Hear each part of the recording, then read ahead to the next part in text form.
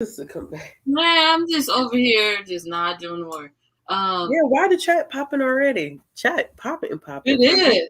It is. I should put on the light, right? I was looking dark. Oh Okay. no, I look dark, so it is what it is. Chat popping and popping. It is. Look at you, right? Look at Looking you. dark. Okay. I look dark. So No, it is what it is. Look at you, right? Looking dark. What do you? What do you have? Oh, that's me. So you came at me? Okay, for full disclosure, it was me in the beginning. It was you in the beginning. Oh shit, that was me. I was like, why is your? And meanwhile, I had a whole tab open. It was a struggle. We couldn't succeed. It's a whole damn struggle today. What's up, y'all? A lot of struggling in this motherfucker. No. Hey, you can't tell me that TikTok not fucking live. That TikTok was great. Ladies and gentlemen, we got Bookish Realm on the TikTok of the top. And the days. I don't want to forget the days. As well, on the tickety top. She said, on the tickety top. All on the titty of the top. I don't know. Not the titty of the top. I just woke up. Give me a chance. I thought she was going to stand me up low key, though, because I was like, listen. No, I thought you said 8:30, and I was like, cool. I did. And I told you it was 9:30 your time, because I can't tell time. Listen, if you would have called, I would have woke up, too, because my friend called 20 minutes before and was like, can we talk about your eyebrows? And I was like, girl, I love them, because she did them for me. And she wanted, because she's a new brow tech. And then you text me, and I was like, oh, I'm going to go and get liquor. And you were like, we start in 10 minutes. Hey, listen, that TikTok is fire. Fire. Yeah, I was listening to that song. I was like, damn. I was like, I could do something fire with this TikTok. I got to think about it, though, because I love that song. But I was worried because when I first heard the song, like on TikTok, I thought it was only that part that was like, the part where she's like, I put on my jewelry just to go to the bodega. And I was like, fuck. But then it went to that part and I was like, oh, yeah. It's a whole lot of money in this one. I was like, what can I use that for? I said, talk about how much my book collection is worth. Listen, it's a whole lot of money. It's a whole lot of money. A whole lot of money. Lots of monies. It's a whole lot of money in this motherfucker. Okay, so everybody keeps asking, what are we celebrating? Did I put that we were celebrating something? Yes, you did. We're celebrating a new mark. I think you got 20K in Jerry. I think she got 21K. Is that what you got? I never did a live when I hit 20K. I never did a live. And then I hit 21K. And now I'm halfway to the point of almost hitting 22K. So I was like, I probably... Double celebration.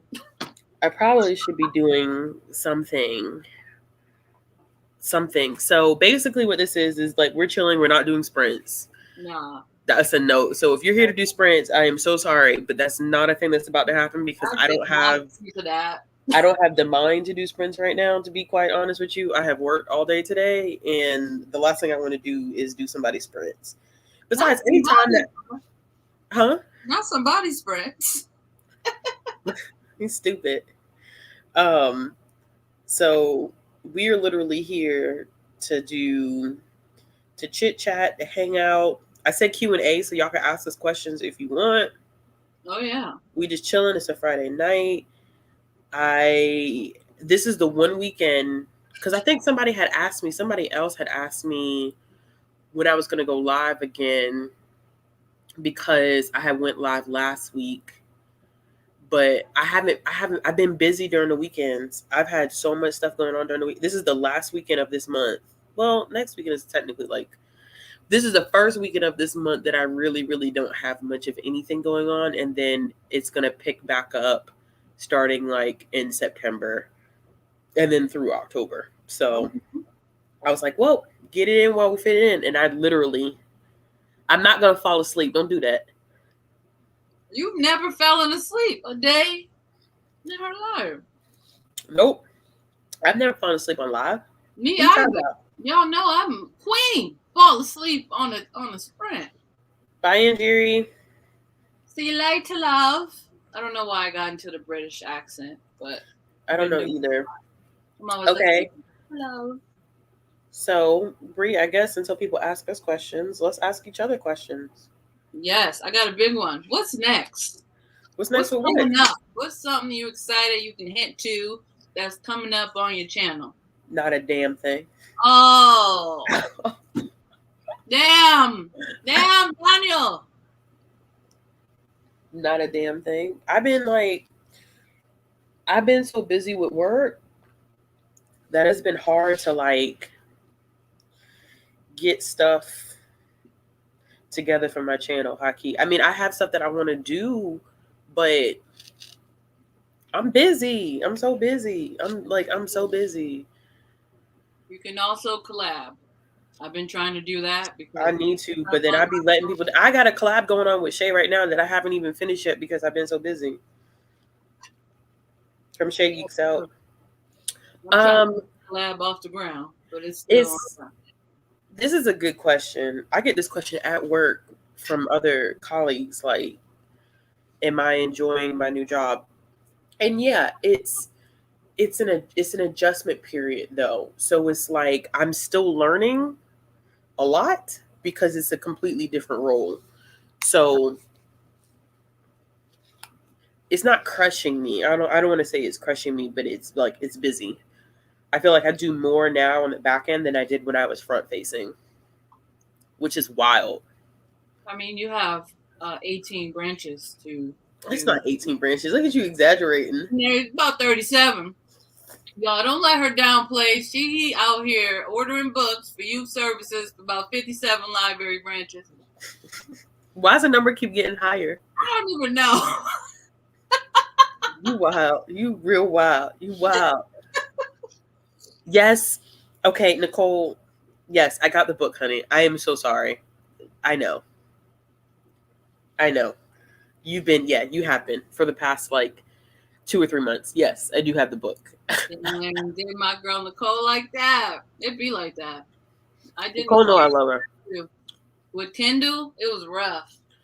I didn't get the book until 8 months later. I just be getting on I get on social media and then I hop off so I don't be interacting with people the way that I usually do. Yeah. Yeah. It's also easy to fall into it, like the social media pit, I would call it. Yeah. Just when you've had a long day at work and then all you want to do is chill, and next thing you know, it's midnight and you got to take your ass to bed. Yep. Come on, camera, now. I done paid $15 for you. Stop doing. Oh. No. Free. Is this for me or you? I think it's for both of us. Oh. Are you a fan of Buffalo Wild Wings? I am. Specifically that Jamaican jerk. And if yes, favorite restaurant and type of sauce. I wish I was like the Parmesan person, but I'm not. But I hear that lemon pepper be bussin'. I'm not a lemon pepper fan. I'm not a lemon pepper fan, and I feel like my black card will probably get snatched because of that. I'm not a lemon pepper wing fan person. Now she's on the phone. Out of control. My bad. I gotta let my roommate in. It be like that. I'm gonna be right back. Bree been a mess since we got on. Hey, Dudra. Why you still up? This past your bedtime.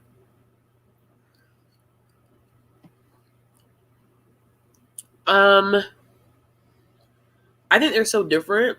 I don't think I would prefer one over the other. They're different from each other. There's two different entities. So yeah.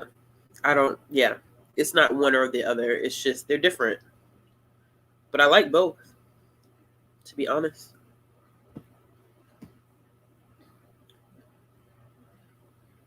You said, why am I talking? I'm talking shit because you be acting like a granny.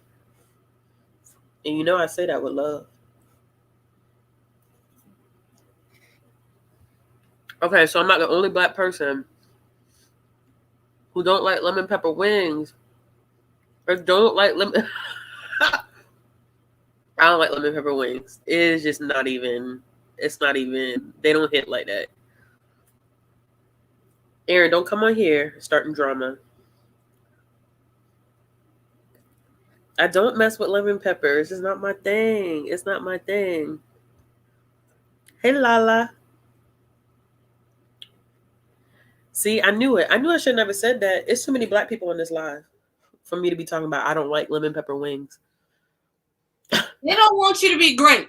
That's what it sounds like. No, I don't want me to be great. Ever.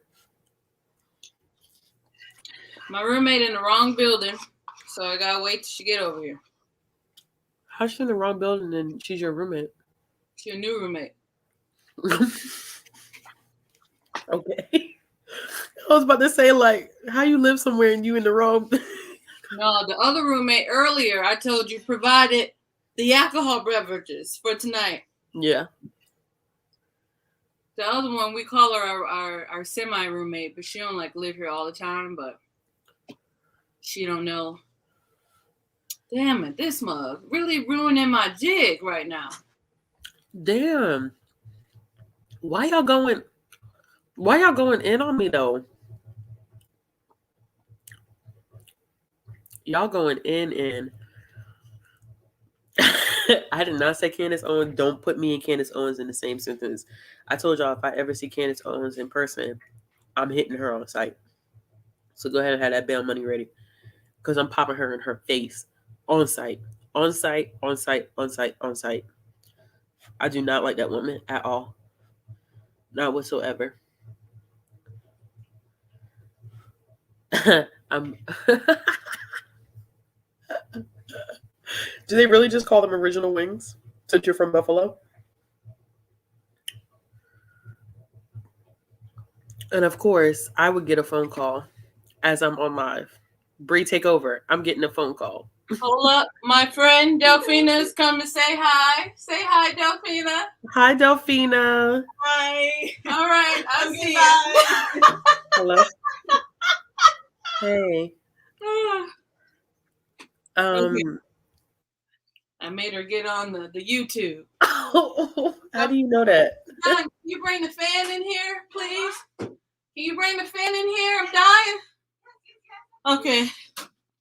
Anyway, I'm chapping in. What's happening? Dang, why you left? I'm talking to you while I'm talking to the world. Oh, she on the phone. I'm tapping in. Okay. How y'all doing? No, I'm not going to put you out there like that. What y'all got going on? All right. So I'm on this phone. I'm on the phone, y'all, with this guy named Brock. Okay.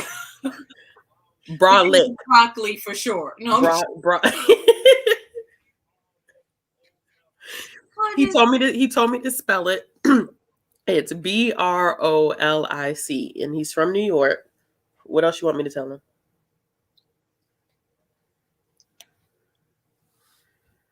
We're waiting on you. We're waiting. Okay.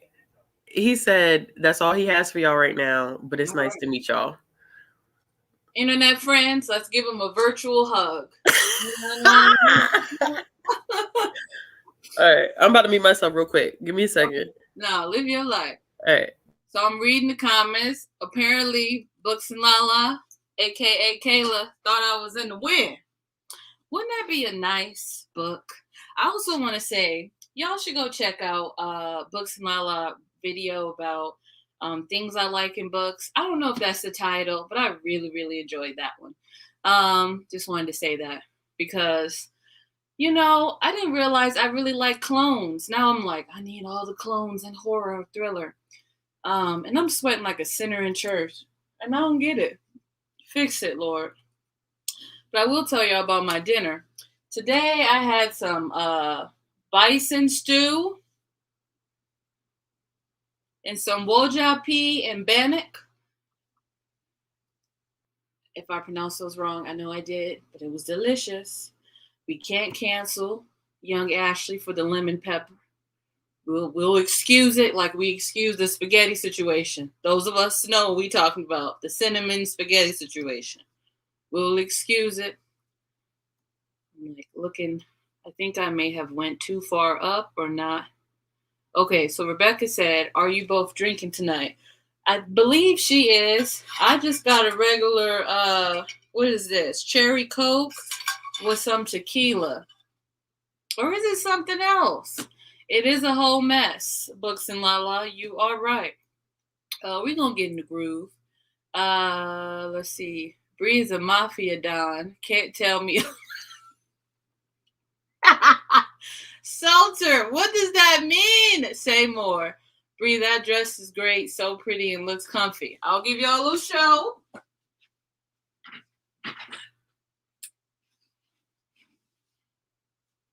I feel like that old grandma that's like, come on over here. You know, a little bit, but who knows? Not me rolling over the dress. Jesus, fix it. Whitney, you ain't late. You on time. Did you guys hear that dude step down from being... Who stepped down for being the Jeopardy host? Was it the black guy? Oh no, we rallied for him. That's what I heard, Salter. Brolic. That's what I heard. They call him Young Broccoli in the streets. Aaron, Ashley, a player from the Himalayas. Amen. Amen.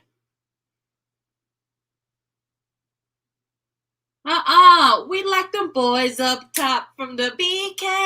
Hey, let's make that money 3 way. Okay, Shay, we see you. She didn't even give the face when she spelled it, so he must be living. Living up. Yeah, glad they did. Hola. Oh, hey, Yanni. Bye. Clone books for life, Lala. All right. I'm back. All right. Stop! Don't do that to that man. Calling him Young Broccoli. Listen, it ain't our fault. He like to keep his greens green.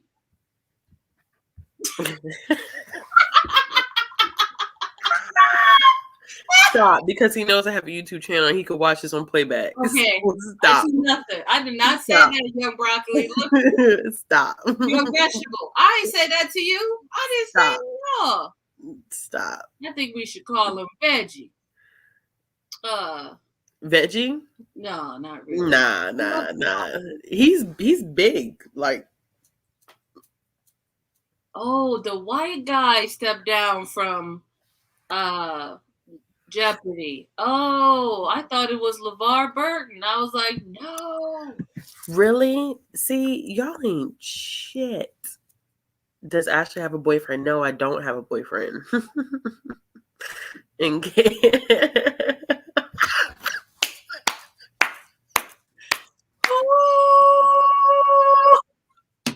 I wouldn't know. I don't know. I don't know the answer to that question. No. I can't tell you. I can't tell you that. I have no idea. Reporting live. The stock man.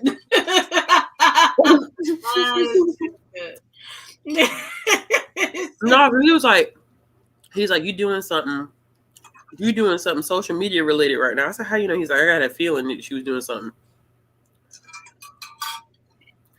I just want y'all to know, it's not many people that can text me, Ashley, and be like, let's go live tonight. It's like this mug be knowing when I'm doing not a goddamn thing. Now we got the eggplant. Y'all, please stop. I like it. Somebody said he looks like a serial killer in my... The guy from Jeopardy? Yeah. Woo. I thought LeVar Burton was doing it. I don't know what happened to that. I don't know why they didn't listen to our petition, but we were about it. Oh, that's a good question. Reed, love, listen. Ashley and Bree, what hair products y'all be using? Not a fucking thing. How do we say Not this fuckus thingus. No. The beauty of having locks, not a fucking thing except putting some oil in my goddamn hair. That's really it. So I use castor oil and olive oil, the main ones. I did find a little thing of Jacobo this morning, so I'd like dump that on the scalp. But that's all I use. That's all I use too. My hair really, really loves aloe vera juice, so I keep that in a bottle in the fridge, and I spray myself every day. But that's it. And I ain't gonna say every day. When I can. I'm lying to y'all on the internet. When I can. It's rough. How long have you been locked? How long I've been locked? Yeah. Shit.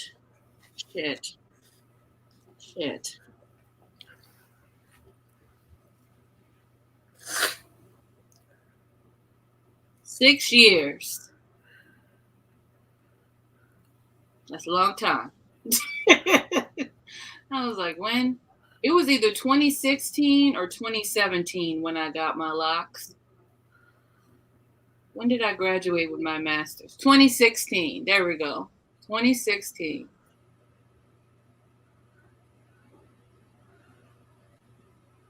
They got LeVar and Laura the fuck out of there. Damn. When did that happen? Yeah, I thought he was like a permanent. Yeah, me too. I thought he was permanent, but. Me too. That's sad. I saw something about Halloween, but then that went away. Okay, got your locks last Halloween. Congratulations. It is a beautiful journey. It is. It's a hard one at first, but it is extremely hard at first. Yeah. At first, you like, all right, I'm going to throw up these gang signs and talk to somebody. Oh, Aaron, you just shaved your head. It's all right. I shaved my head too. I had braids, and I said, this ain't it. This ain't it. And I shaved. Now you're talking to two people with locks. What hair tips? Yeah, I'm sorry. You're going to get some real tips.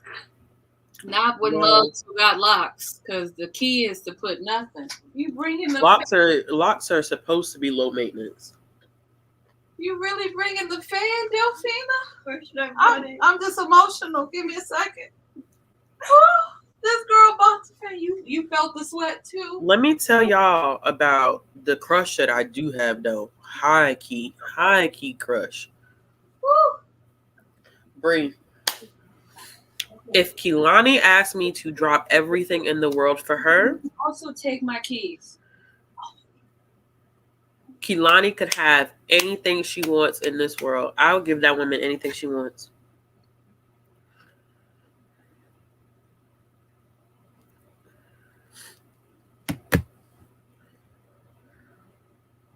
Yup, nothing but patience and loving neglect.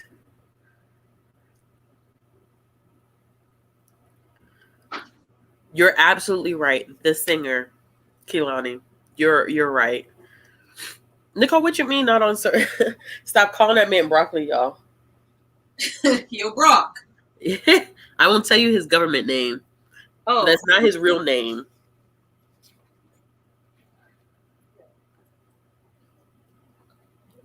Who's Kehlani? She's a singer and she's gorgeous. Me and you both. I would risk it all. I would risk everything. Everything for her.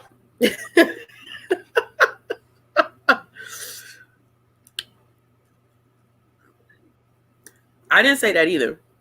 But I'm not going to get into that because that's a real life thing going on. Kehlani, I'll never meet that woman in my life. Listen, Kehlani can get she could get it any which way she could have it. She can have it. I'm giving up my social security. She's bad. My 410. She's my bad. 106, my 357. Whatever the numbers is. She's bad. Let me tell you, she put out this video with, I forget the other artist's name. She's a really good singer too. I can't remember her name right now. They put out this song called Your Best Friend. And the music video, okay? Kehlani's swag in that music video, she had on this wife beater, and you know she's tatted up. Oh. And she had her hair in a bun. I was like, oh.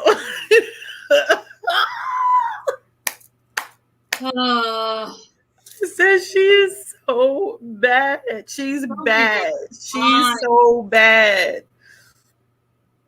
That music video, man, like that music video, honestly, like I always thought she was gorgeous, but that music video I don't know what happened. But I watched that music video over and over. And I didn't care about the song. I didn't care about what was happening in the video. All I did was I was just looking at her. Yeah. She had this masculinity about her in that video. And I was like, boo. Well,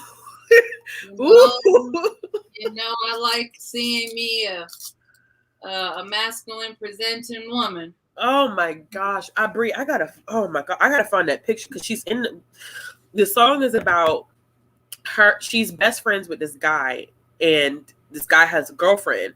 Well, her and a girlfriend are having a thing. I see a throuple. We love. Yes, they're having this thing, and it's like one scene where I think she's about to go play basketball with him, and she picks him up in the car, and it's like the way, like I don't even know. You just gotta watch it.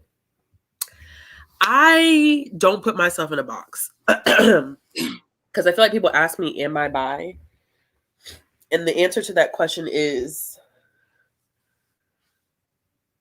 I don't know. I feel like this past summer, I felt like I identified more as pan, but like, I just don't know. I'm kind of the person, like, I like who I like. That's how it is. Like, I like who I like. I mean, if I find you attractive, I find you attractive, no matter what your gender identity or gender expression is. Like, if you're attractive at the end of the day. So, and that's on what, ladies and gentlemen, in the days. Period. And Mary had a little length. Yeah. The song is Your Best Friend. Yeah. Wow. And they have a scene at the very end, and I was like, want me Googling. Are you about to watch it? Yeah, I don't want to watch it on your channel, so I'm gonna pull it up. I don't think I'm gonna watch it, but I'm gonna pull it up so I can watch it after. Like, you gotta watch it because I low-key want to watch it. Listen. Honestly, I really don't. I low-key. Y'all want to watch a music video? I really don't. I mean, they probably gonna hit me with a copyright strike. They are. We don't need that. These people, everybody got a little internet on. No. Oh, it's easy to be bad. Y'all just open up another tab. I did too. And just watch it real quick. I want to find that scene where she's in the car because drip. Man, some people do drip. Listen, that's Ruby. I don't know the name of them forums. What is it? W4K? I was just saying stuff. Hopefully, maybe that'd be one of the names. Let me see if I can find it. I keep forgetting how long your locks are, and I'm just so jealous. To your waist? How tall are you? Hold on. Let me see if I can find. Y'all probably won't even be able to see it. Mary okay, right here. Ooh.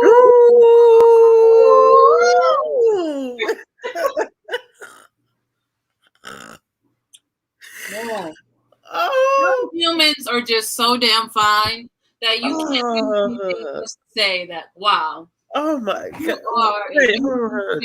She just looked good. She just looked so good in this, and then even just don't make any sense.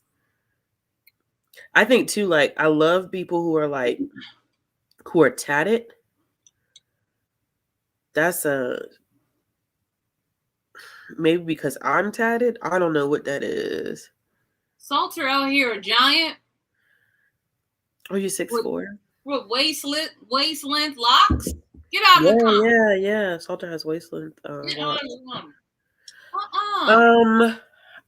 Well, I would consider, Jason is a celebrity crush too, I would guess. I would count Jason as a celebrity crush. I would definitely do that. Yeah, Jason Reynolds is a celebrity crush of mine. And it was crazy. It's the reason why, like, when I have celebrity crushes, it's a big deal because I don't have that many. Like, I'm not really. I don't really like drip over a lot of celebrities. So when I do find one, it's a huge thing. So like Jason Reynolds, I mean, I'll give it all up. You know who I think intellectually, like in terms of like me being intellectually attracted to someone, I'm intellectually attracted to J. Cole. I don't think I'm physically attracted to him, but like intellectually, that man just speaks. That's how I feel about Common. Yeah, Common too. Yeah, Common too. Woo! See, you see what I'm talking about? Oh my gosh. It's her demeanor, like it's her energy in that video is so different than what I'm used to seeing her in that it just, I don't know, like, man. It'd be like that. Y'all already said one of mine, Stephen Graham Jones, for life. The man is fine. And I think he's trying to be my friend on the internet. I said it. You said it? You called it right now. I'm calling it fine. I feel like, I feel like what I'm about to say is going to be taken out of context, but I don't know, like a PG way to say it. Yes, Jason Momoa is fine. But I feel like his feet stink. and I can't get past it. Like, you ever just look at somebody, you like, no. I know your feet stink. I know it smells horrible. No. I just feel like he wear the same shoes every day in the rain, snow, sleet, fall, winter. And he never washed them things. And he just looked like just something. The mask. I can't. And I really used to like Johnny Depp, but then Johnny Depp looked like he just. Yeah, but then I said, look like his feet stink too. So I don't really know. It's like as far as Stephen Graham Jones for sure. I'm in love with Idris Elba. He's so okay. Let me tell you something. Idris Elba is so like. I feel like everybody likes Idris Elba, and I just don't see the attraction. Like I don't get handsome. I don't think he is. Wow. You guys, good night. Have a wonderful day. We'll talk soon. No, I'm just kidding. He was like, I don't think he's cute. But yeah, I didn't think Omarion, J-Boog, the whole group looked like their feet stank too. So I wasn't really attached to them. They ruined it for me because all of them ended up on, well, not all of them, but 3 of them ended up on Love and Hip Hop, and it just ruined it. It just ruined all the childhood things. And the one with the big lips, it looked like his upper lip sank. And I was like, I can't trust you, really. You know? Can't trust you, really. I just don't, like. He don't wash.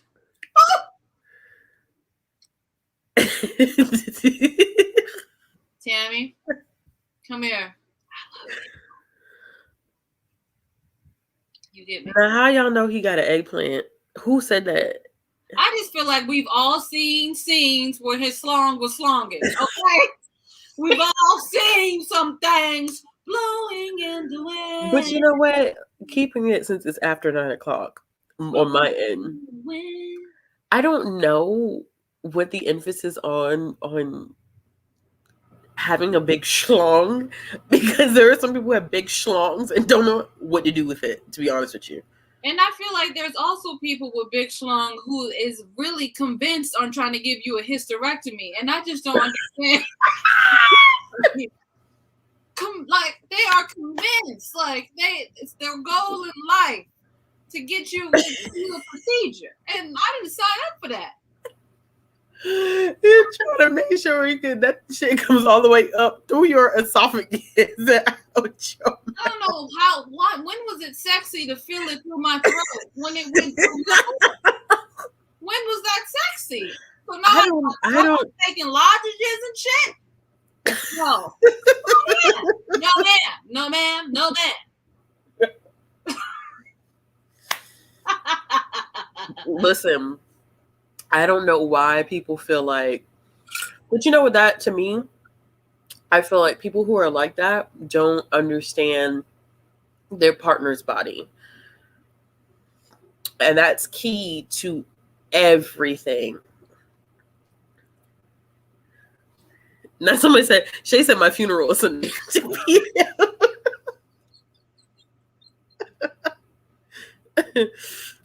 Yes, they feel like they don't have to do anything, and that's the problem.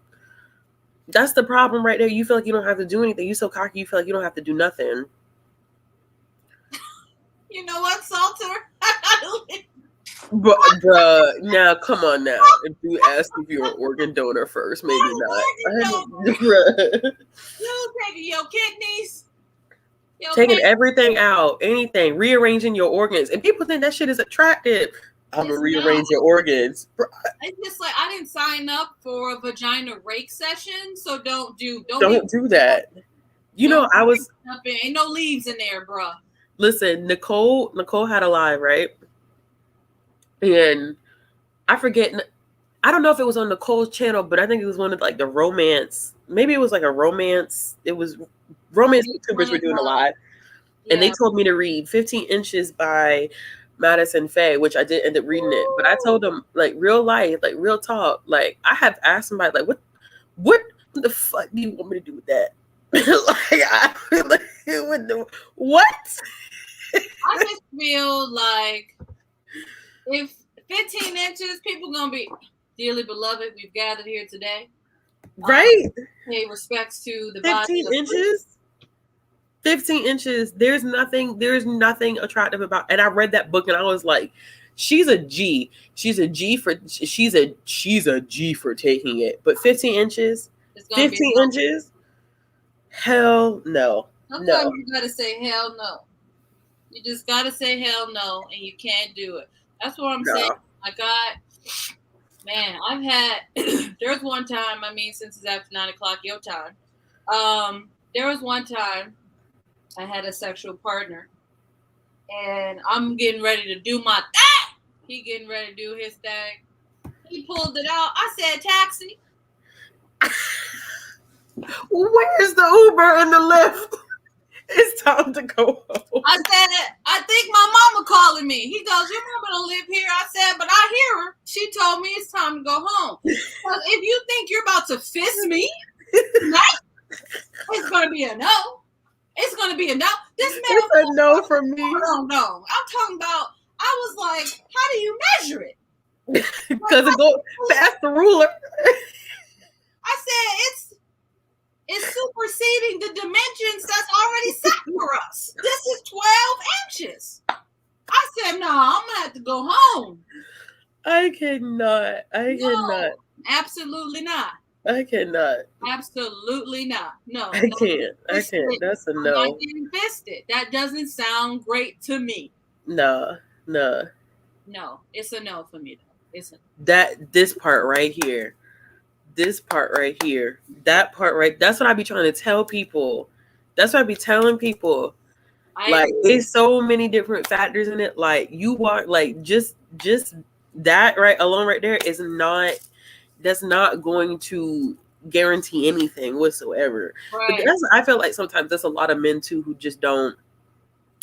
They're not. Not only are they not. They're just not generally aware of female anatomy, nor are they interested in getting to know their partners. Oh, they just trying to bust one off. Yeah, real quick, man. Real quick. Yeah. I feel like lube in this situation too. Because come on, let's be real. Those of us with vaginas who participate in coitus, we ain't gonna always be a slippery slope.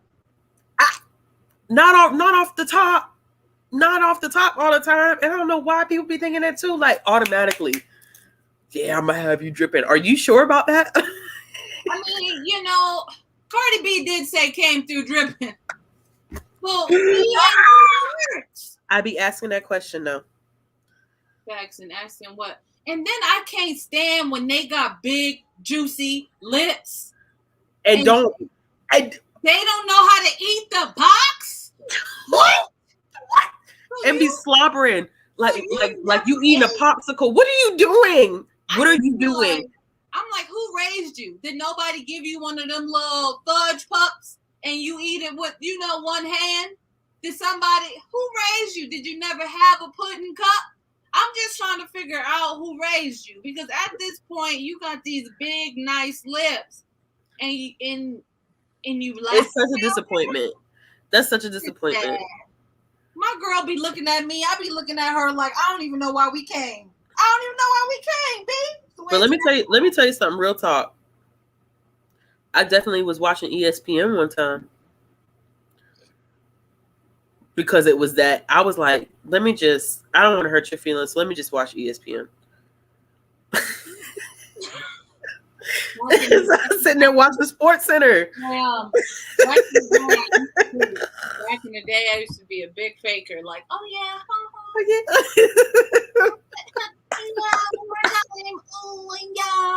I'm like, this shit was crazy. Now I be quiet as hell. Yeah. I don't say a thing. I don't say nothing.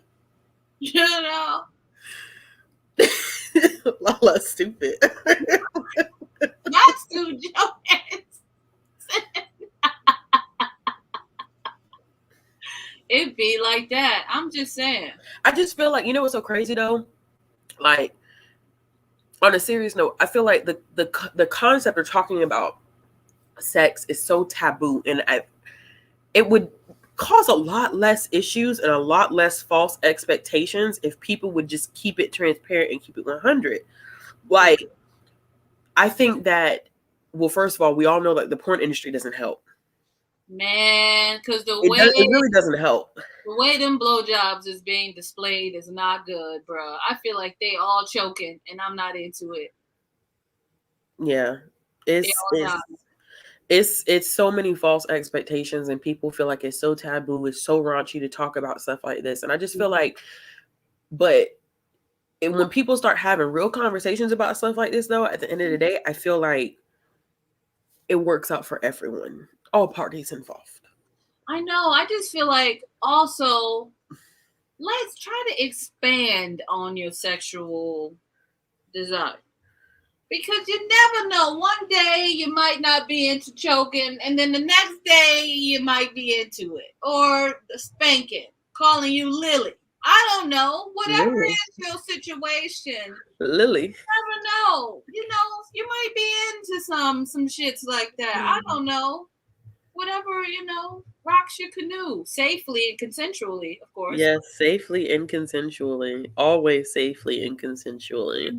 But if you like it, you like it. What we say? What Mara always say? Don't we don't yuck nobody's yum. Whatever you like. But toe sucking is where I draw the line. Really? It's not where I draw the line. I don't want my toe to be sucked. Oh, it can be extremely sensual, but I don't draw the line there. If the person knows what they're doing and the timing of it is right, it can be extremely sensual. Maybe I feel like because most of the time my toes be throwing up gang signs. You know what I mean? It be some Crips and Bloods and stuff happening down there. And it don't really be, sharp. It be sharp. It be cutting through clothes and shoes. And I don't really be having, clippers and stuff to make sure it's right. So I be like, I ain't trying to kill nobody with a toe suck. Because you came here for pleasure and you have some type of foot trauma. You have foot trauma. Dang, y'all. All y'all like hard passing on toes? I blame my father. His toes look like he just came back from the war. Dang. Bad. His toes are too traumatized, y'all, man. I can't believe. Not head, shoulders. Toes.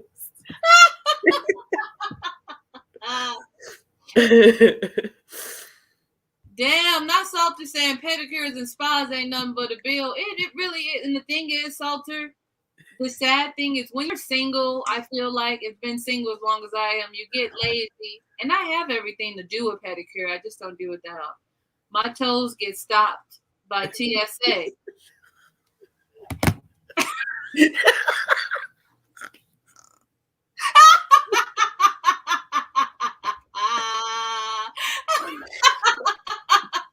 Y'all wildin'. Y'all wildin'. You can't kiss the toes, but I got some other things.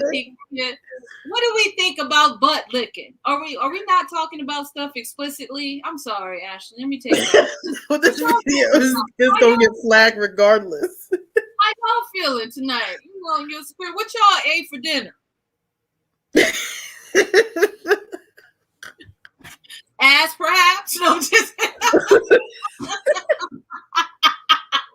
I'm done. I'm so done. I'm so.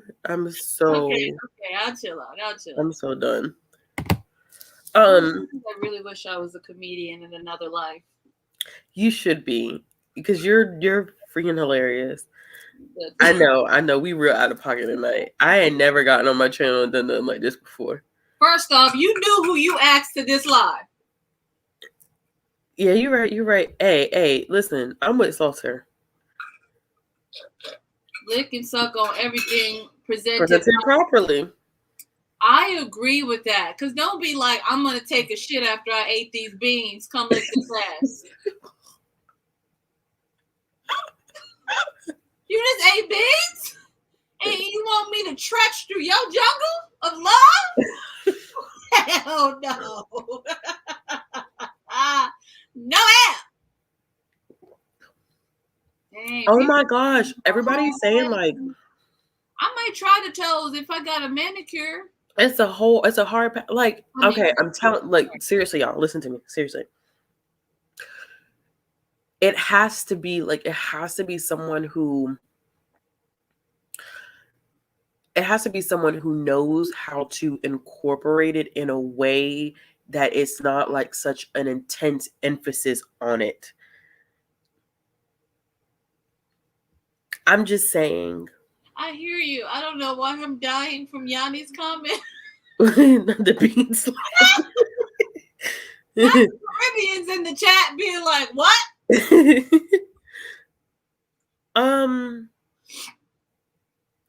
I don't know. That's a good question though. Hey Ray. Thank you. Seriously, y'all sleeping. I really want to tell this story, but I'm so embarrassed. So I'm going to put it in the chat and you tell me if I should tell it. Say it out loud, you mean? Yeah, in the chat for you. Yeah, if I say it out loud. Oh, okay. You can put it in the chat for me. Okay, y'all, what other questions do y'all have? I don't know how we got on this topic. Oh, I know how. Because someone was asking about stalks and Idris Elba having a thing, and y'all are crazy. It's not a book talk. We just said we were kicking it, celebrating, chit-chatting it up, cutting up. That's all we do is cut up. You know what? Okay, I put it in the chat. Oh, hold on. Let me go see. Hell no. Hell no. No, you would get this shit flagged. Okay. No. We are already running a fine line. A fine line. I'm gonna go refill my drink. Nah. Whitney, we are celebrating. I don't know what we're celebrating at this point. We could celebrate that it's Friday. I never did a 20K live. I'm now at 21K, so now we're live celebrating that. So it's just a random live. Love you more. I'm so shocked. It's not. No, it's 9:21 here. Are you about to go to sleep? I never watched Bridgerton, and I probably never will. I have no interest, so I have no idea who you're talking about. What happened? Thoughts on Bridgerton? Tamika asked thoughts on Bridgerton star being. I don't know what an X stands for. The next James Bond. Oh, the next James Bond. I don't watch James Bond either, so Bree, you have thoughts? Because I have no thoughts. So I watched Bridgerton. I didn't think you talking about the black man. I didn't think he was all of that. His accent would give it to me. Love you too, Tammy. But I also feel like the sex scenes kind of threw me off. It was just awkward. In Bridgerton. I know we didn't ask for all of that, and I don't know why I went that far, but I don't know how I feel about it. That's what I would. Salter. What's Salter say? Wow. I've been to 2 sex clubs in my life in Europe. How were they? It was good? I don't think I was very explorative in my sexual self. Yeah. So I was just like the whole time. I was like, so yeah. I wasn't there for long. I would love to. Yeah, but I did have an opportunity to go recently. Not like in the last couple years. Okay. I decided not to go because I decided not to go because the friend I was with I knew wasn't gonna be on my body. Like I needed somebody to match my energy to go. Yeah. And she didn't match my energy at the time, so yeah. And I don't think she ever will because that's just her, whatever is comfortable for her. So I was like, nah. Yeah, they do exist. Mm-hmm. Mm-hmm. Were the people attractive? Yeah.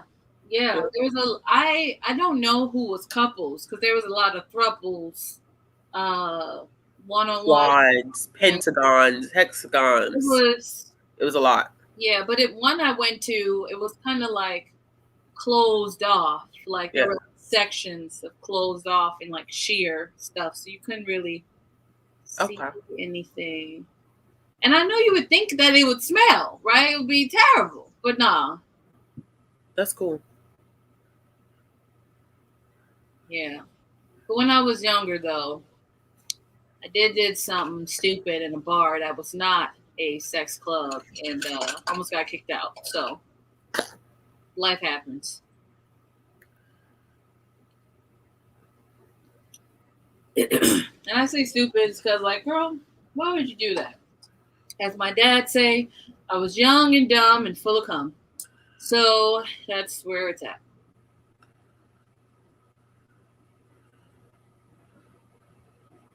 Ugh. How did you? All right. What are some other questions? Yes. I think we may have missed some. We probably did. Laughing. Kikiing. Right. I'm on my second drink too. Yeah, I'm on my second drink. I'm also trying to figure out what's going on with my throat. I've been having like consistent issues with my throat. I just need to go ahead and get this surgery, and I need to call them tomorrow. I got to make sure I do that. Not tomorrow, Monday. Monday. Call them tomorrow so I can get.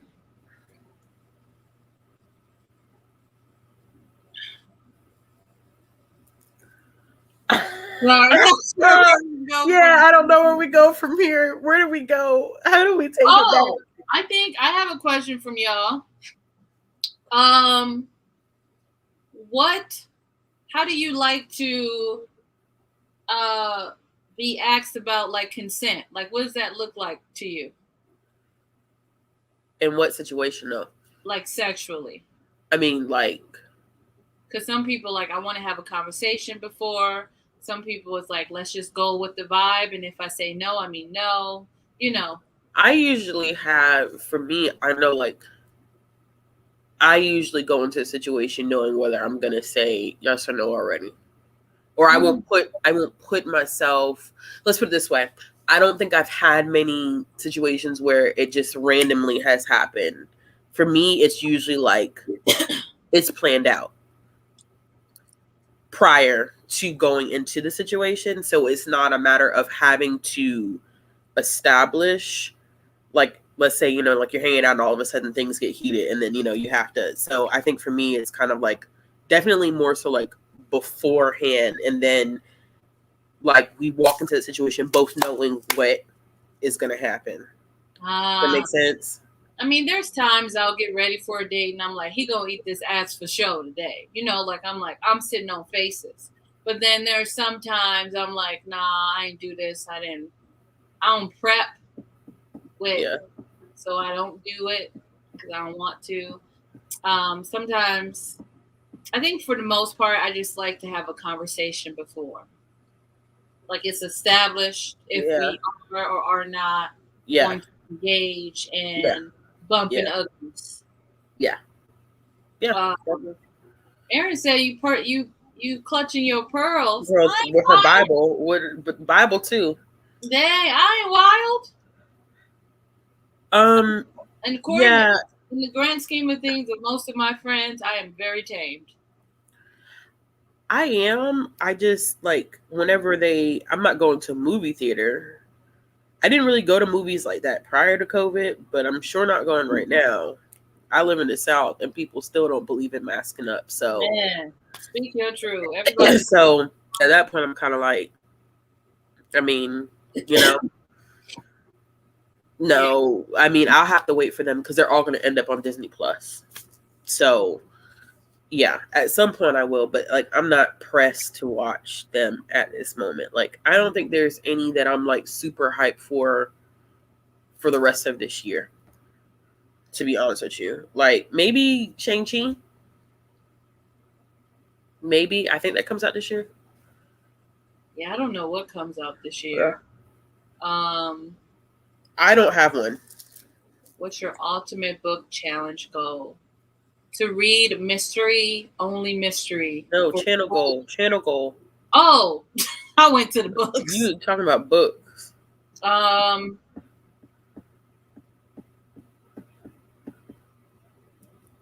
Ultimate channel goal. Shit, that's a good question. I don't. Well, I have one. I don't think it's ever going to happen because of me and my pace and like just my channel. Get 10K. Don't say it's never going to happen. I just don't feel like I'm okay with it though. Like it's like I'm okay with the pace. I think if my channel was going faster, I would feel very overwhelmed and quick. Yep. So I'll be honest, I would be like, I'm out. Yep, that's where I've been for the past like 6 months. It's like so back and forth. I would feel so overwhelmed because it is overwhelming. Overwhelmed easily. So if it was a slow pace, but if it's like I go viral and next thing I know, like that guy, Joey something, who got like 25,000 subscribers in a week. Remember? Joel. Sorry, I'm like Joel. I would feel so like, whoo! I'd have been like freaking out. So yeah, it's a lot. Yeah, that's true. One has to go. Ooh, this is good. Also, thank y'all for the cash. Yeah. Oh, yeah. Thank you. All right. Amen. Right.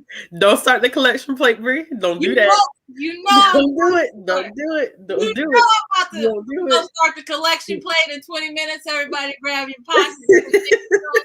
We had to make sure we are in that thing. Amen. Okay. One night stands, friends with benefits, side dudes. Friends with benefits. Never ends good. Can they all go? I mean, I feel like there's less collateral damage with side dudes. Is probably a lot of collateral damage with that too. That's what I'm thinking. I'm gonna go for side dudes. Second, friends with benefits. Third, one night stand. Because I don't think there's anything wrong with a consensual and healthy one night stand. Nothing, absolutely nothing. Friends with benefits is that's tough. That's let me skip past it. I don't know if I even in my youth I did have a roster of side dudes in my youth. But now that I'm over 30 and these knees is 92 and a half, I just can't be bending down and getting my eagle on. Like I only got so many up down movements left in me, and I can't be out here in these streets no more. So I'm out here looking for longevity. Yeah, I think for me, I'm at the point in my life now where with my age and being a parent and you know what I'm saying? Like Okay. I'm not, I'm not gonna be doing what I was doing like 10 years ago. Like it's not the Yeah, thing. I don't got So that stamina no more. yeah. Okay, what's your ministry? So Nicole done came oh, in. Nine. Pass the collection plate. Amen. Those who buy can learn how to survive. Amen. We are bringing in the truth of sexual education and great questions and pass the collection plate, if you will. Tap your neighbor and say, neighbor, where is your funds? Amen. Amen. Okay. So I would say for me, I don't have time for the messiness that comes with a lot of those three things sometimes. I'm definitely at like the point in my life where I feel like um I don't want to say like I'm actively looking.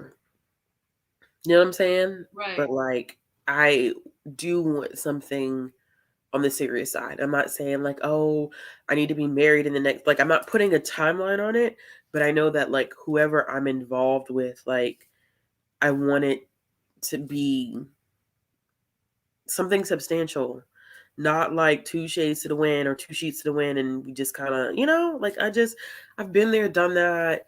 I think I've grown up. I've like it's not for me anymore. I'm not in that phase of my life anymore. You know, Ashley, I know what I'm about to say is real creepy, but we all know I have a Cancer moon. Okay, so just lean in with me. Okay. I just really feel like you've been glowing. Like there's something has been changing. I don't And the know. aura is happening. I I'm don't not saying that you know. weren't beautiful before, but my girl, you've been stepping into your truth, stepping into it, leaning. It's because I'm about to turn 30. Yes. Yes. I'm loving it. I'm here for it. I'm being creepy. I know. I appreciate it because, like, on a few of my videos, like, I've had people tell me, like, you've been glowing in your last few videos. Like, I'm like, something is making you happy. Something's making, yeah. and really, it's like a peace of mind. It's not a person per se. I mean, like, it would be nice to have that person, Yeah. Where your ministry. We got Kayla in the ministry. Hey man, about somebody else. We got Agent MG17. Why do I know this person? I feel like I truly feel like I know this person. But step into your ministry. Woo! I like it. Y'all are silly. But I do feel like for me it's like one of those things where it's like I think I feel like more at peace with a lot of things, a lot like peace with myself. I know like somebody had asked me recently, a friend had asked me recently,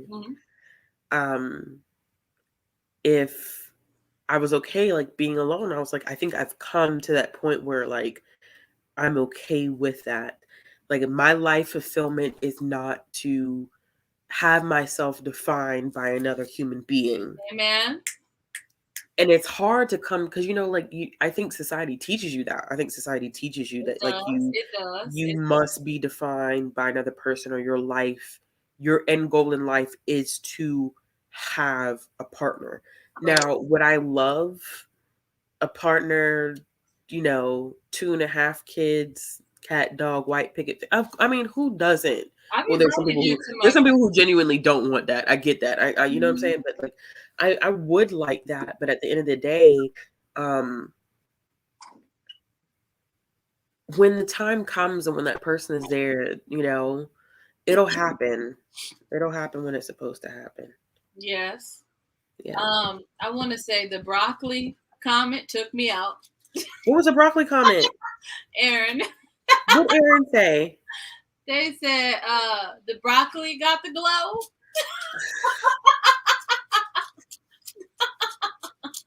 I should have never entertained him saying introduce him to on a live. Yeah. On a live. I shouldn't. Hey, you gotta live your life. You know, you only live once. That's what they say. I am never gonna hear the end of it, I feel like. Fingers crossed he does not go back and watch this live. Fingers crossed. And Murray, this is a good question. I'm gonna let Ashley answer it first. Okay. I don't. Okay, so here's the thing. When I'm verbally doing reviews on my channel, there's no scripting or template there. I kind of speak more so from my heart whenever I do my wrap-ups on my channel, which is why my wrap-ups end up being like excessively long, because I talk so much.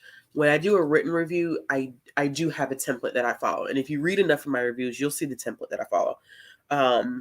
The longer the book, the more evident the template is, because you could kind of see the structure where I'll do a recap of the book. Like what I'll do is I'll do an initial thought, a recap of the book. I'll talk about character development, plot development, and writing. And then I wrap it up. Yeah, I don't really have a template. I'm gonna be honest. I don't, because I'm switching. I'm trying to figure out what that is. That's why I don't. I've been trying a bunch of different things for the last 2 years, and I think I'm getting close to what I want. Like, I love to talk about the atmosphere. Mm-hmm. I always like to add that of like the atmosphere of the book. I like to talk about the characters. Mm-hmm. I love to talk about if they're likable or not. And I love to talk about the end. Like if it's what I thought it was, or if it was underwhelming, or if it was like giving what it's supposed to have gave. But I speak differently about memoirs than I do every other book. So that is like, yeah. And I don't know if I would say those are tips. And then there's some books I don't be having nothing to say. And I just try to keep it short, because not all books you have like a long philosophical analysis for. Yeah, some books you don't. Like, I think usually like, especially like if I'm like reviewing like a novella or something like that, it's not as in-depth because there's not as much material to deal with. Yeah.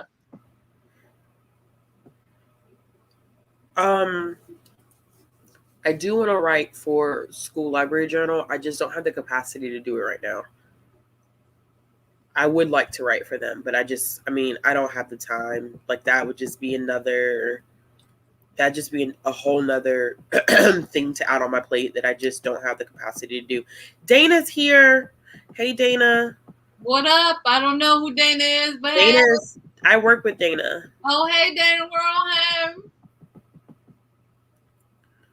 Jason Reynolds is like one of those people that I feel like, when I met him last year, he's not an intimidating guy. It's just like, I don't know. Like, I feel confident when I have conversations with people, and I feel like talking to Jason Reynolds, I'd feel stupid. Yep. I have those people in my life, unfortunately. Yeah, I feel like I would feel dumb. I did have one.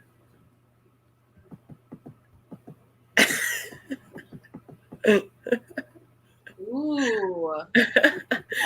We'll talk about that. Yeah. Yeah, we'll talk about that later. I feel that. Yeah. I agree, Rebecca. She said, I love how authentic you are on your channel. Amen. Oh, thank you. Amen. I may be further down in the comments than you, I realize. Yeah, you are. I'm still trying to catch up from like the past stuff. Hold on. Okay. Hold on.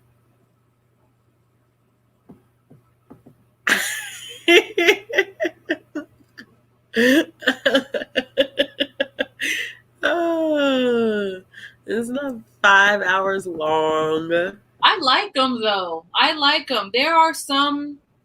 I don't know if it's because you are the first wrap ups I've ever watched. Yeah.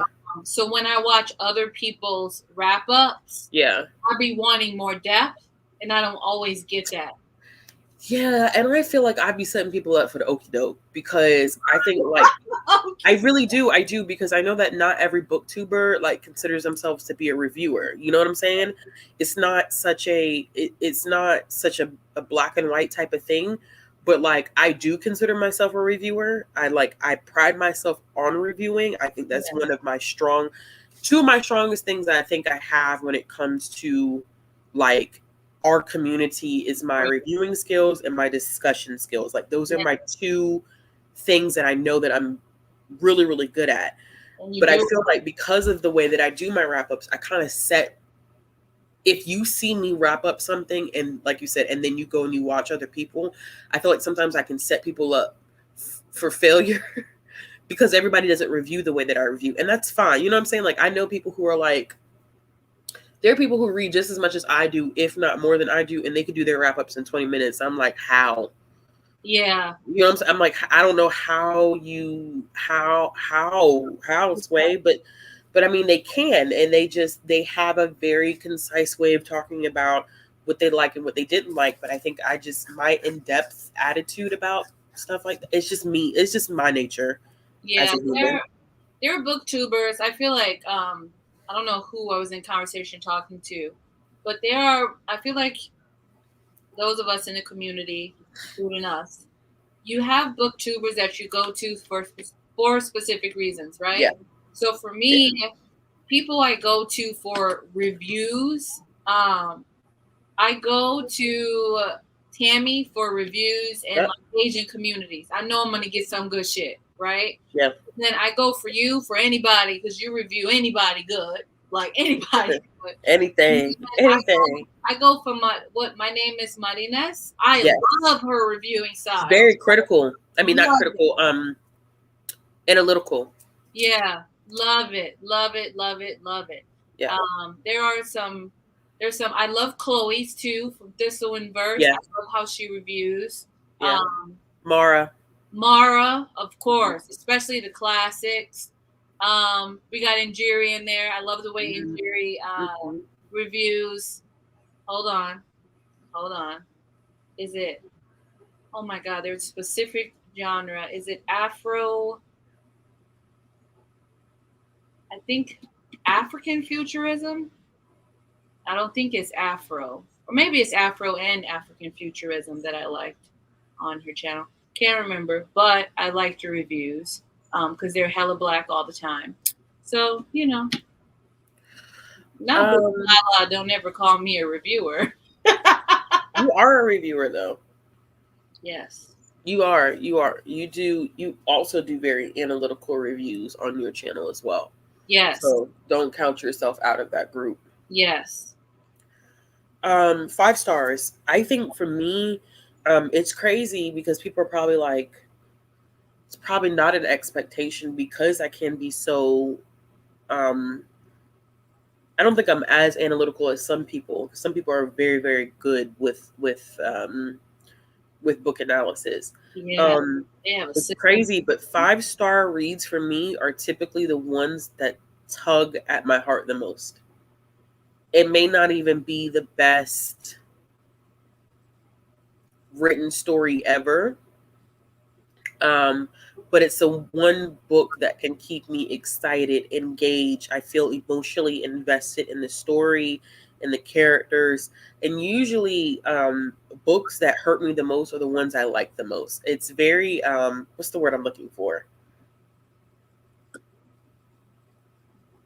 I forget the word I'm looking for, but it's very awkward of me. Like, if you go back and you watch my top 20 books of 2020, they're all they're all emotional, like difficult, hard-hitting, realistic fiction and nonfiction, to be honest. Like my favorite book last year was Kwame Alexander's book. Was it solo? No, Light for the World to See. It was 1,000 words on race. And I listened to that book. I mean, I didn't count it, but I listened to that book like 3 or 4 times because it's really, really short. It's only 1,000 words, and he reads it. And I also actually I absolutely adore Kwame Alexander, not in the like love way that I love Jason Reynolds, but Yeah. like I didn't realize how much I liked Kwame until I got to interview him. Yeah. And so he's super, like he's chill, laid back. Like he made me feel like we were like sitting at a coffee shop or sitting at a at a bar drinking a beer, just kind of like chopping it up. But I definitely think, yeah, the ones that are probably like the most emotionally impacting, or the ones that like are hard-hitting realistic fiction, contemporary and nonfiction, like those are, every now and then you'll probably get like a sci-fi or fantasy up there, but really my top books that really get a lot of 5 stars from me tend to fall along the lines of literary fiction, contemporary, realistic fiction, or nonfiction. I mean that's just kind of been my area. I feel that. Yeah. Okay, y'all gotta give me a second because I'm super behind on comments. But am I supposed to answer the 5-star? Yeah, answer. Like pass. How do I determine what's a 5-star read? And I know this is so cheesy, but I have to be honest. I determine 5-star reads based on how much I can see myself in them. I know that's cheesy and it's unfair. But that's really where I'm at. Like one of my favorite books of the year was The Lesson by Cadwell Turnbull, and I am in love with that book because I see myself so much in it, and there's a time jump. If there's a time jump situation, you're already probably sitting at a 4 for me, at 4 stars. Really, from a time jump? I love time. I love when time is like bended, but going back and forth, when time is not linear. I like that. It's not my internet. Can you see that too? Okay, maybe I'll just wait till it stop. Because my internet is messing up.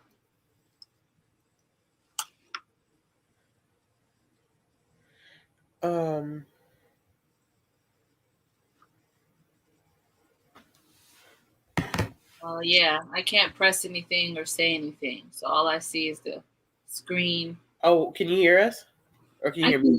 I can hear y'all. It's just the screen went away. Do you think if you... Oh, there she goes. Poor Bree and her internet. Okay. So I'm going to go back and try to answer more questions. Hold on. Yes, and Jerry, I am excited to go to BookNet Fest, and I can't believe that it's like in 2 weeks or something like that. Something like that. Who are you talking about? I don't remember. I think someone asked how harsh am I with indie stuff? I feel like I can be harsh on indie stuff, but I'm also a little bit more lenient in some ways. Like the way that I would hit a traditionally published book for like grammatical stuff, I wouldn't do an indie. Not saying that it needs to be like, I'm okay with like glaring grammatical stuff, but I also know that these are individuals who are like writing and reading and editing their own stuff. They don't have like an editor to do that stuff for them, someone who's getting paid and is going through a series of editing process. It's not the same thing. So stuff like that I let slide. But honestly, like if a story's not good, it's not good. That's how I roll. Like if it's not a good story, it's not a good story. You won't find me rating many indie and I read, when I say indie, the most indie stuff that I read is romance. So you won't find me rating a lot of indie romances below a 3-star. However, there are always exceptions to the rule, and there have been some within the past year or so. Like what's her face, who decided to comment on my review because I gave her book 1 star for not putting not even a content warning, but like like a kink. Like the thing about it is that when you like with certain romance books, I feel like it's appropriate to say like these kinks are part of this book. If you're not going to enjoy it, like say something, you know what I'm saying? Like, or, don't read this book, but like you had freaking incest in your book. Like you could have said that that was going to be present, but you waited until a reader is like 3 or 5 pages away from the ending to reveal an incestuous relationship. And then you're going to say that it's not incest. And then I have to call you out via social media and screenshot your book and say, is this or is this not incest? Because it looks like incest to me. It is what it is. Yeah. All right. I just feel like I'm getting like real disheartened by the readers and authors' interactions online. Yeah. It's just like the discourse is just toxic. Not all the time, but on Twitter, I'm seeing a lot of toxicity of like just a lot of stuff going on. What's your cree or cry in Jerry? Oh, BookNet Fest. Well, that took me too long. Yeah.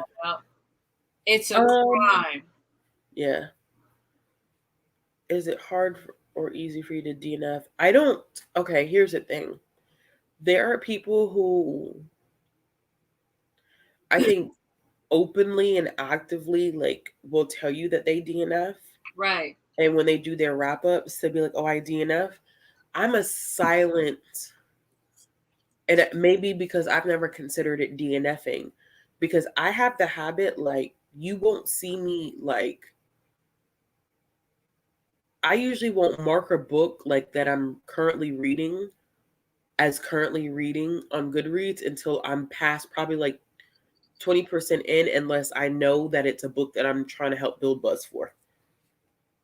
Like for Redemptor, for Jordan Fuego, like I intentionally was like giving updates because normally I won't do that. Same thing with White Smoke. I intentionally was giving updates the entire time, but I typically don't do that. So there's times when I start books and you never know that I've started a book and then I just don't finish it and I don't mark it as DNF. It's just there. So I won't say it's hard or easy. I don't know. I used to say all the time, like, oh, I don't DNF. And then I'm like, well, technically you are DNFing. You just don't actively say like you're like, which is Steeped in Gold. Like nobody knows, like I technically DNF that book. Ashley. I did. It was horrible. Okay. Can we be honest? Yeah.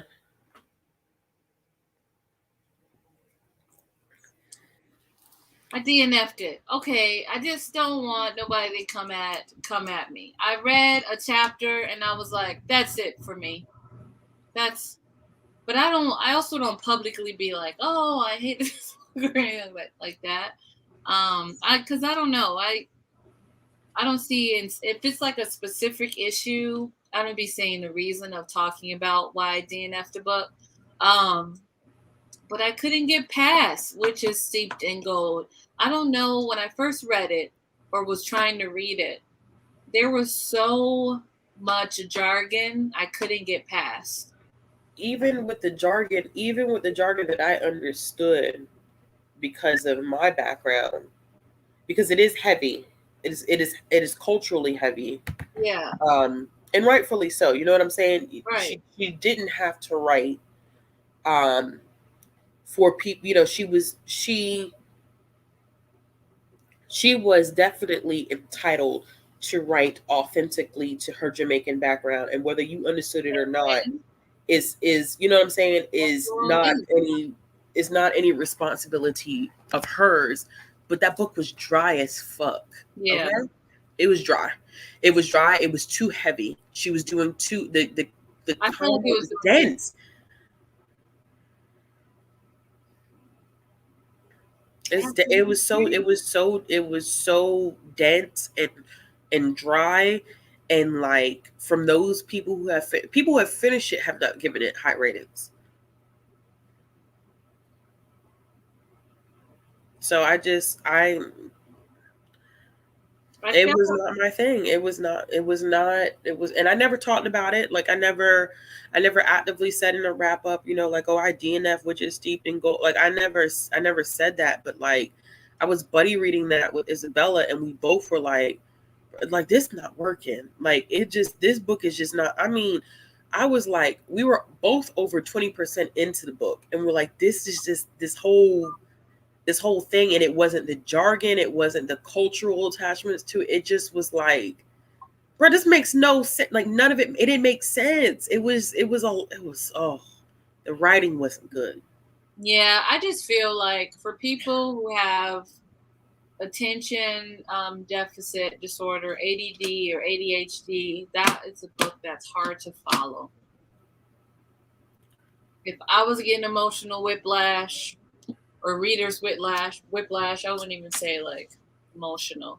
It was just hard to follow as hell. Aaron said we loud and proud with kinky shit, but we whisper about DNF in books. I whisper when it's brown people. Yeah, I do too. Be too loud. I try not to drag. Right. When it's I try not to drag. And especially when it's mugs who look like me and mugs who share my heritage. Yeah. Yes, I ain't trying to be loud like that. Yeah. Because I feel like it gives certain individuals agency that they may have wanted for bad reasons, and I don't want to put that out there. You know what I'm saying? We know who those certain individuals are. And it's what's so crazy about it though is that like it's not that I won't review it harshly or that I won't, you know what I'm saying?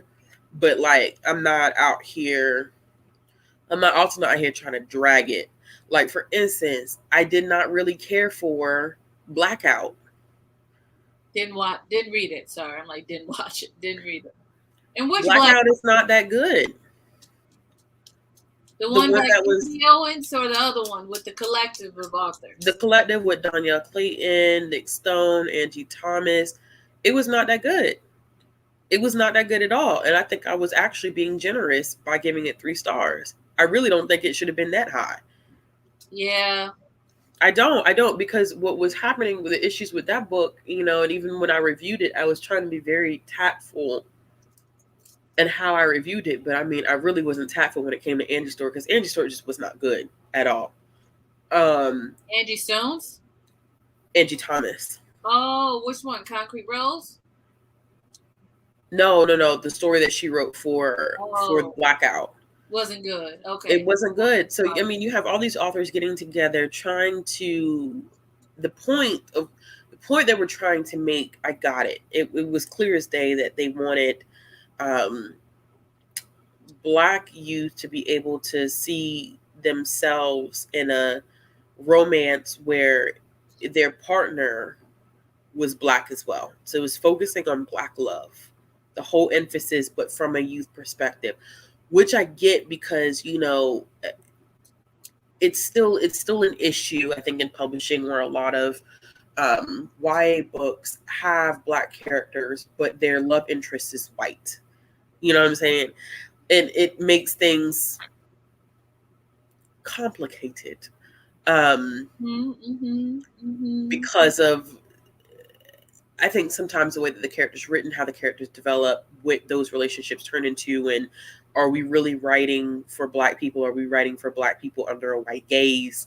There's a lot of nitpicking that we could do with that. So for me, I got the intent, but it was almost as if they were saying like it's never been done and it has been done before, which was problem number one for me. And then problem number two was that just because you write doesn't mean that you're able to write in every genre.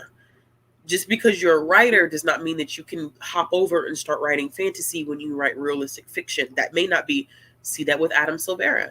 I think he's a phenomenal human. He writes hard-hitting contemporary realistic fiction. He switched to fantasy, and that book has like a 2 something star rating because it's not good.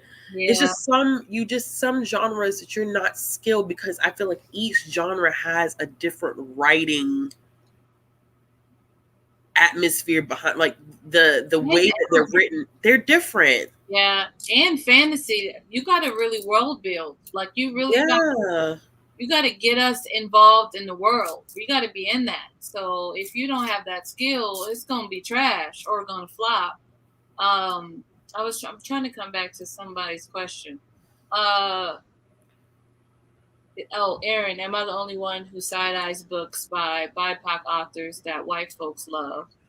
It's hard not to sometimes, to be honest with you. I thought that way about the one with the Black kids.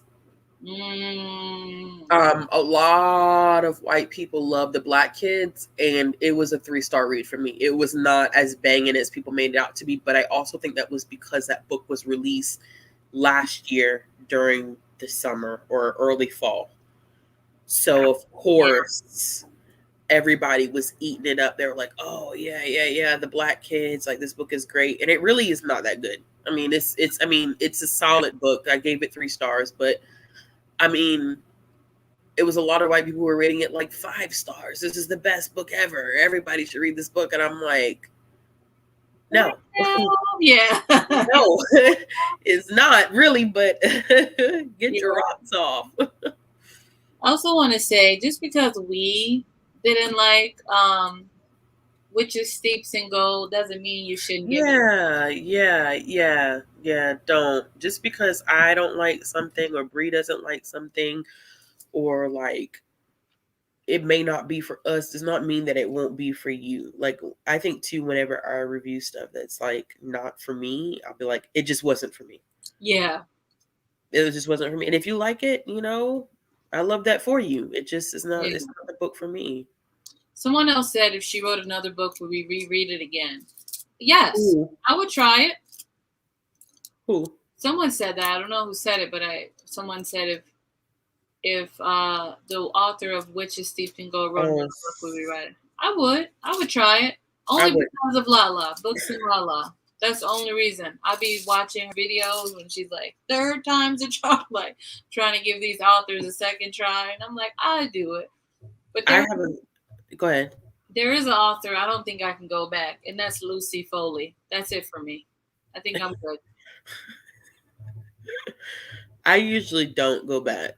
I have unless I'm already reading their catalog and I just come across one that I'm not a huge fan of, that's a possibility. But if your first impression is not good, I have a hard time wanting to go back to you.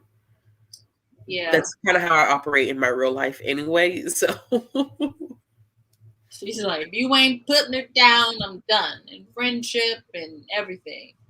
Yeah, I feel that. They say fool me once, shame on me, and then I ain't gonna let you fool me another time. Oh, okay. What is it? George Bush got that so wrong. It was in a song. It was like, fool me once, shame on you. Fool me twice. What did he say? He said something wrong, but it wasn't. He said something wrong. Hold on. The song. I can't remember the song. It was J. Cole's song. J. Cole. Yanni, you said you have to read the genre that you write, and I feel like some of them don't. Yeah, I feel like I am around a bunch of people who are writers, and they read extensively in the area in which they want to write. So I feel like that's very important. What'd he say? He said, there's an old saying in Tennessee. I know it's in Texas, probably in Tennessee. What? First of all, let's dissect that part. He said, there's an old saying in Tennessee. I know it's in Texas, probably in Tennessee. That already was wrong. He said geographics. I don't know. He don't know. Then he said, that says, fool me once, shame on you. Fool me, you can't get fooled again. What? I'm not gonna take no responsibility of being fooled, and you just assuming that people ain't gonna get fooled again. Wait. This man really did say, "Fool me." Oh, he said, "Okay, hold on. I think that was wrong." It said, "I know it's in Texas, probably in Tennessee." That says, "Fool me once, shame on you. Fool me, you can't get fooled again." What?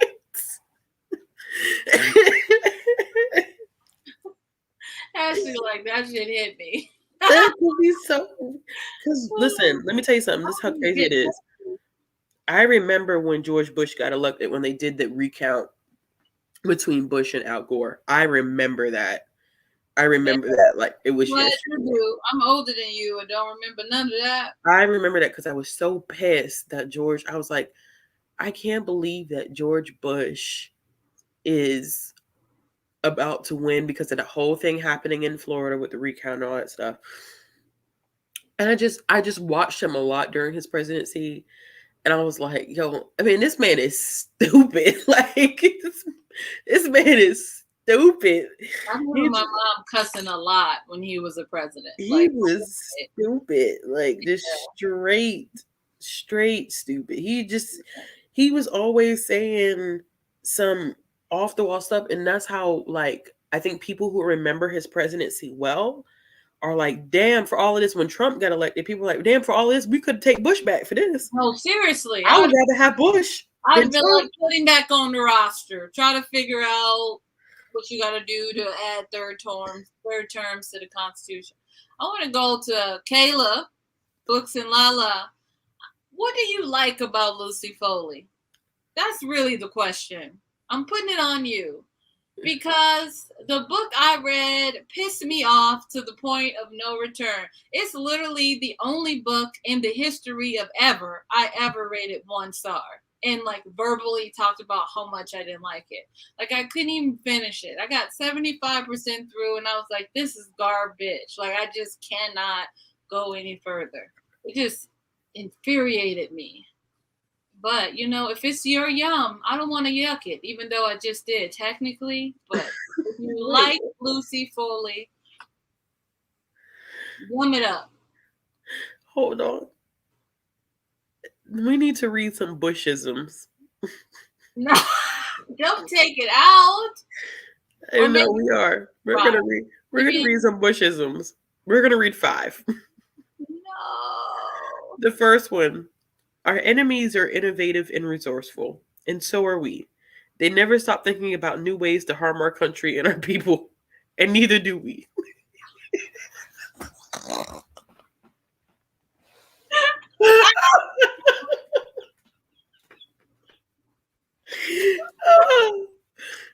Oh my gosh.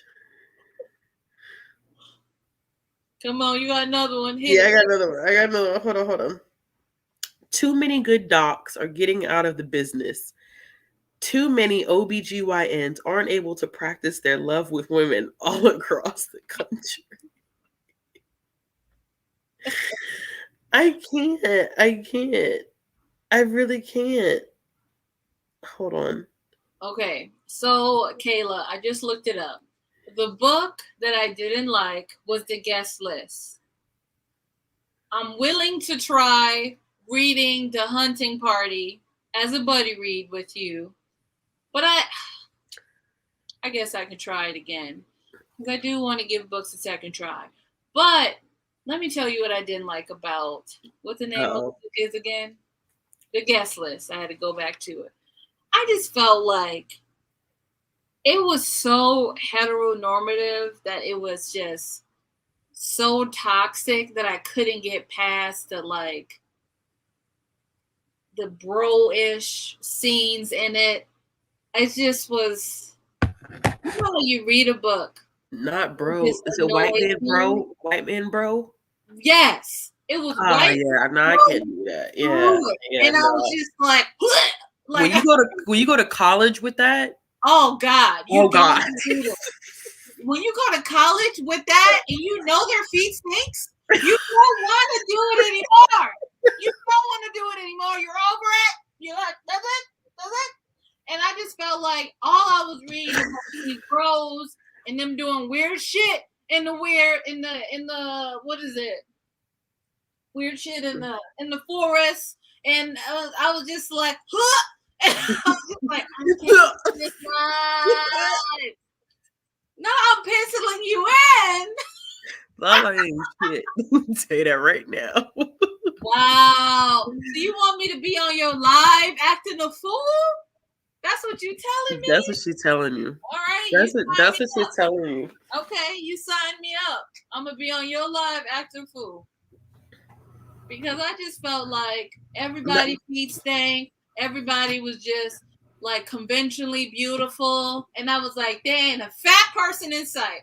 Nobody got thick thighs on this island. You're traumatizing me from my college experience of going to a PWI. I'm just saying. That shit is traumatizing. It's traumatizing, bro. Do you even lift, bro? Like, yeah. What's up, bro?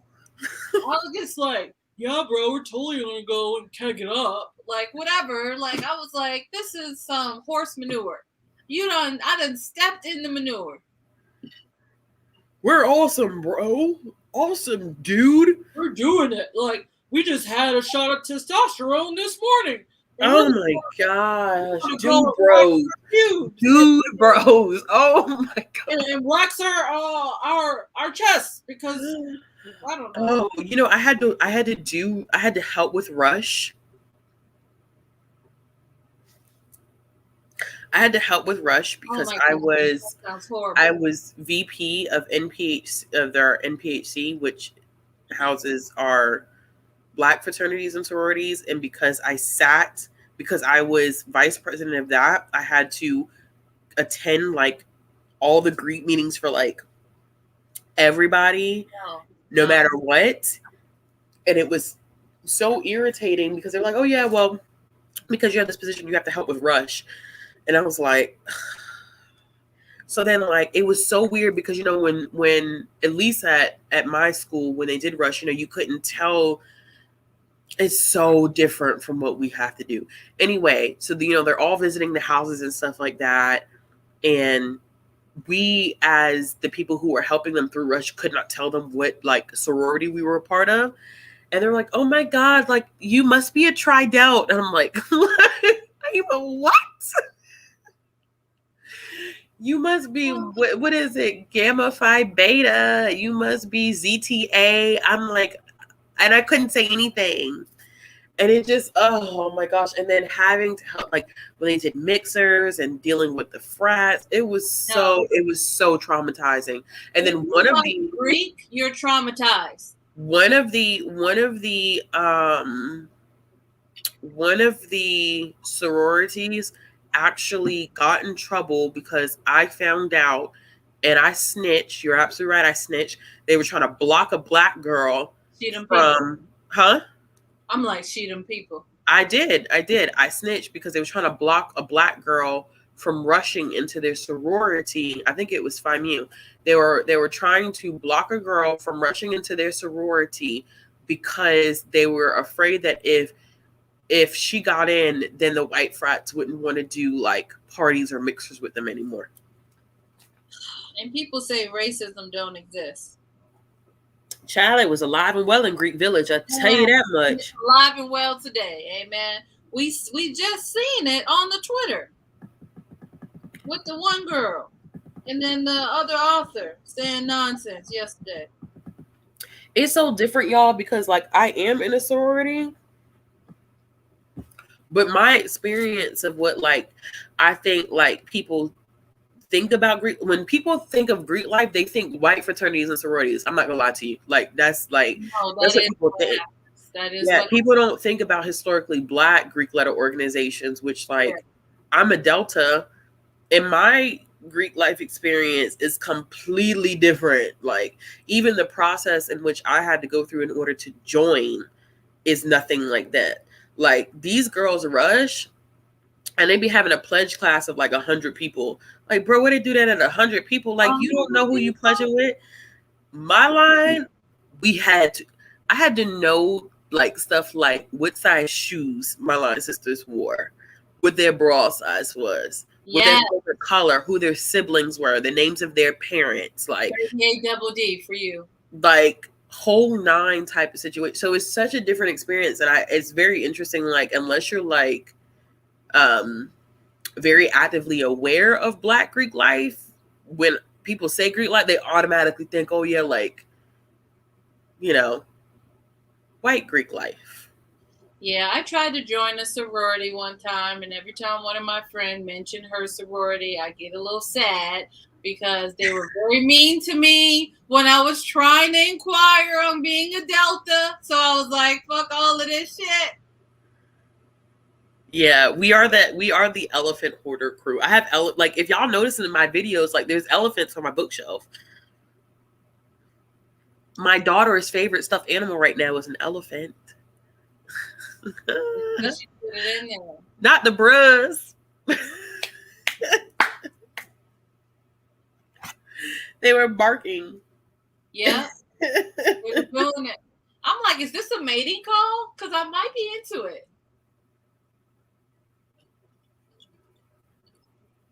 Got a text message on. Like I said, y'all, the Deltas didn't want me, so here I am. Can you stop? You could always do grad chapter. You know that, right? That's what I was trying to do, and they were mean to me.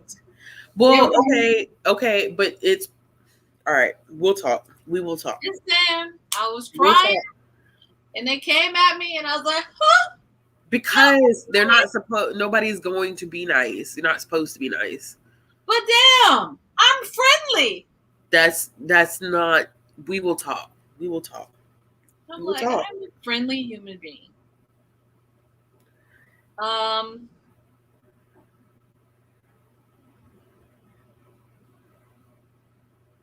Wait a minute. Brown Nipple said, I'm liking brown nipples are supreme because I agree. You know, you're probably one of the nicest Deltas I've ever met. Probably. I appreciate that, y'all. I appreciate that.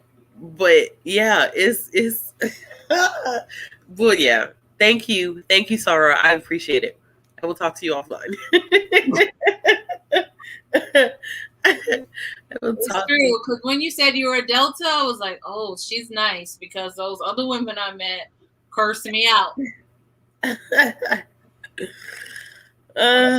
American academic stuff is so wild to me.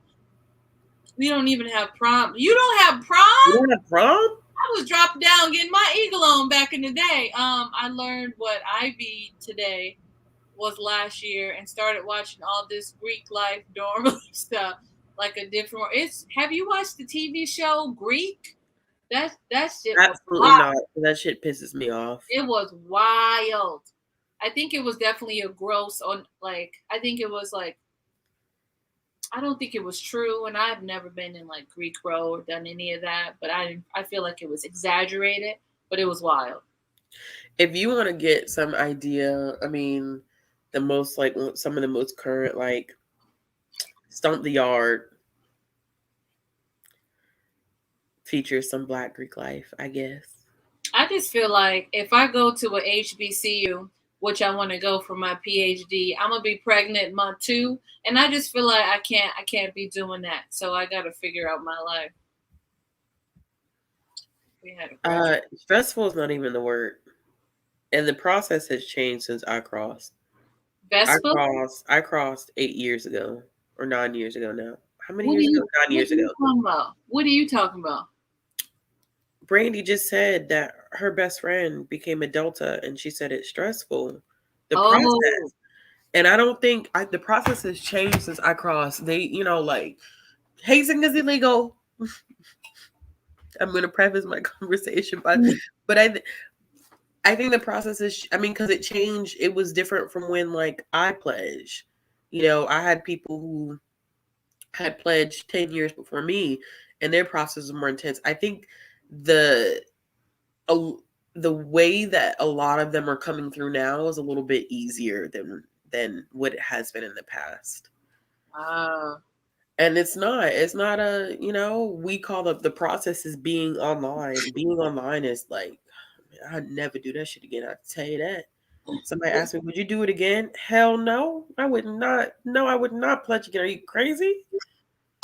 Listen, you gotta have boundaries. I would never pledge again. You could forget You have that to shit. have the boundaries. Dang, did I lose this thing? That would be really sad. But if I did, I understand. Let me tell you something. Shit, they made me grow hair on my damn chest. Dang. I thought I was a G until I got online. But all I'm saying is, as long as you got a tweezer, you good. Nah. I needed a whole fucking razor. Damn, not the razor. Clippers. I hear the tweezers is doing God's work. Word on the street. Yeah, I only think, well, my first instinct, of course, is Divine Nine because I'm a part of Divine Nine. But I think that, like, it's just interesting. It's interesting, like, when people say Greek life and then, like, the Divine Nine, it's not, like, an instinctive thing that people think about. Yeah. But the Divine Nine is so tight-knit in a lot of ways. But I think it's not as public, like... It's not. It's not as public as white sororities, so people won't know about It's it. public. I feel like it's public, but I feel like the process that we go through to get to being a part of the organization is very private, as it should be. It's very ceremonial, very private. It's supposed to break you down and change you as a person in order to become a part of this organization. So it's tricky. It's like, like we don't have nowadays is a little, that's what I said, it's different nowadays. Like I don't see some big ass lines come through, which is not, it's not something that we should do because the bigger the line, the more difficult it is to get to know your line brothers and your line sisters. Yeah. But like, you have some chapters of some organizations where lines are like 3 or 5 people. You know what I'm saying? So and you don't have a line every single year. Some people only have lines every couple of years. Rush is different. Like these girls, I saw some girls walking in my area when I was leaving. I'm trying to be very cautious about saying like where I live. Yeah. I saw some girls walking in the area where I live on a college campus, and I could tell they were rushing. Like when we pledge, I'm not saying that it's not obvious to because you start looking rough as hell. Not rough. You do. You look rough. But I think that it's secret. It's secretive. But these orgs do a lot of work. I mean, like my organization, for example, when we talk about women's suffrage, my organization was on the forefront of that. You know what I'm saying? For women of color to get the right to vote. So, I mean, they're there, but it's not as visible in terms of like, oh, this is how you rush and this is how you get to join these frats. It's not like that, and it shouldn't be like that. Yeah. Yeah. Yeah. That's what I meant, the AKs. I was like, the alphas. I couldn't think of it. I don't know if that's true, but all my light-skinned cousins are AKs. Hell no, I don't regret it. Fuck no, I don't regret it. No, absolutely. It's nothing that I regret about that. That sisterhood must be nice. It is. And it's a sisterhood, so it has its ups and downs. But like my college experience would not have been what it was, I think, without me being a Delta. Like it was that type of shit where like I call up a chapter and I'm like, I'm about to be in your city. I need somewhere to lay my head. That type of shit. Like, you know what I'm saying? Like you don't, or, like I'm looking for a job. there's somebody who works in such and such that's a Delta that can get, you know what I'm saying? Like, it's the connections between it. And I don't think you get that with a lot of white fraternities and sororities because there's so many fucking people. And I don't want to say that on live, but yeah, I agree. No, it's not a damn thing that I regret about it. Mm-hmm. I feel like the only close thing that I got close to what you're talking about, of like you can get a job and go anywhere, is Peace Corps volunteers. Like literally anywhere in the world. We have a place where we go and ask like, hey, are you here? Are you there? So there's like anywhere you can go and stay with Peace Corps volunteers. There's something about it that we just be like, we got your back, even though that don't always happen. But Yanni, I'm gonna say this on their behalf. You were appreciated. I was a friend who had to go get food for my friends on the line when they were supposed to be seeing about campus. It was stressful for me too. Dang. You were running the lines. You got a virtual retreat in the morning. 7 years in, did it via grad chapter. Our world is small. D9 is everywhere. Mm-hmm. It is everywhere. We'll see. We'll see. We'll see. I joined an NPC sorority because my school had very slim pickings. What's an NPC? That's predominantly white sororities fall under NPC. And predominantly white fraternities fall under IFC. D9 falls under NPHC. Mm-hmm. I just think the history of Deltas and the women that started it is so fucking dope. It is dope as fuck. So dope. That's why I was like, I'm doing it. It is super dope, and they're community heavy. Yeah. It's about giving back to, I mean, when I was in college, of course, we had beef with every other sorority, but that just comes with the territory. You're young, you're stupid, but I mean, like, I think the D9 as a whole is very invested in giving back to their communities. Mm-hmm. And I think that that's super important. I also am a true believer that depending upon what you're exposed to influences what org you really want to join, because it's regional too. Like Deltas and AKAs are huge in the South. Like it's all about the Reds and the Ks in the South. You go up north, we not as relevant.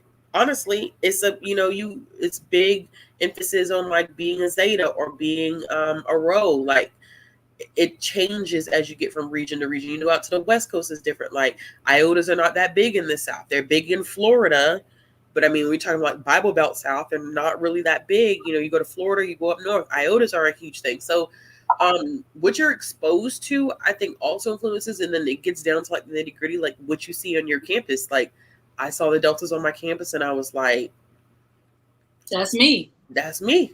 Right? Yeah, that's me. That's me. Oh man, that's me. I mean, because on my campus, everybody was active. We had all of Divine Nine was active on our campus. Wow. Yeah. That's dope. Yeah, we had all D9 was active, which is cool, which I think to some degree, I think we took for granted, to be honest with you. I think we were young and dumb. And I think we took for granted that we were one of those few campuses that had all 9 organizations present and active. Wow. Yeah. Yeah. Do they got graduate school? Huh? Do they have graduate school? Yeah. There's 2 grad chapters where I live, actually.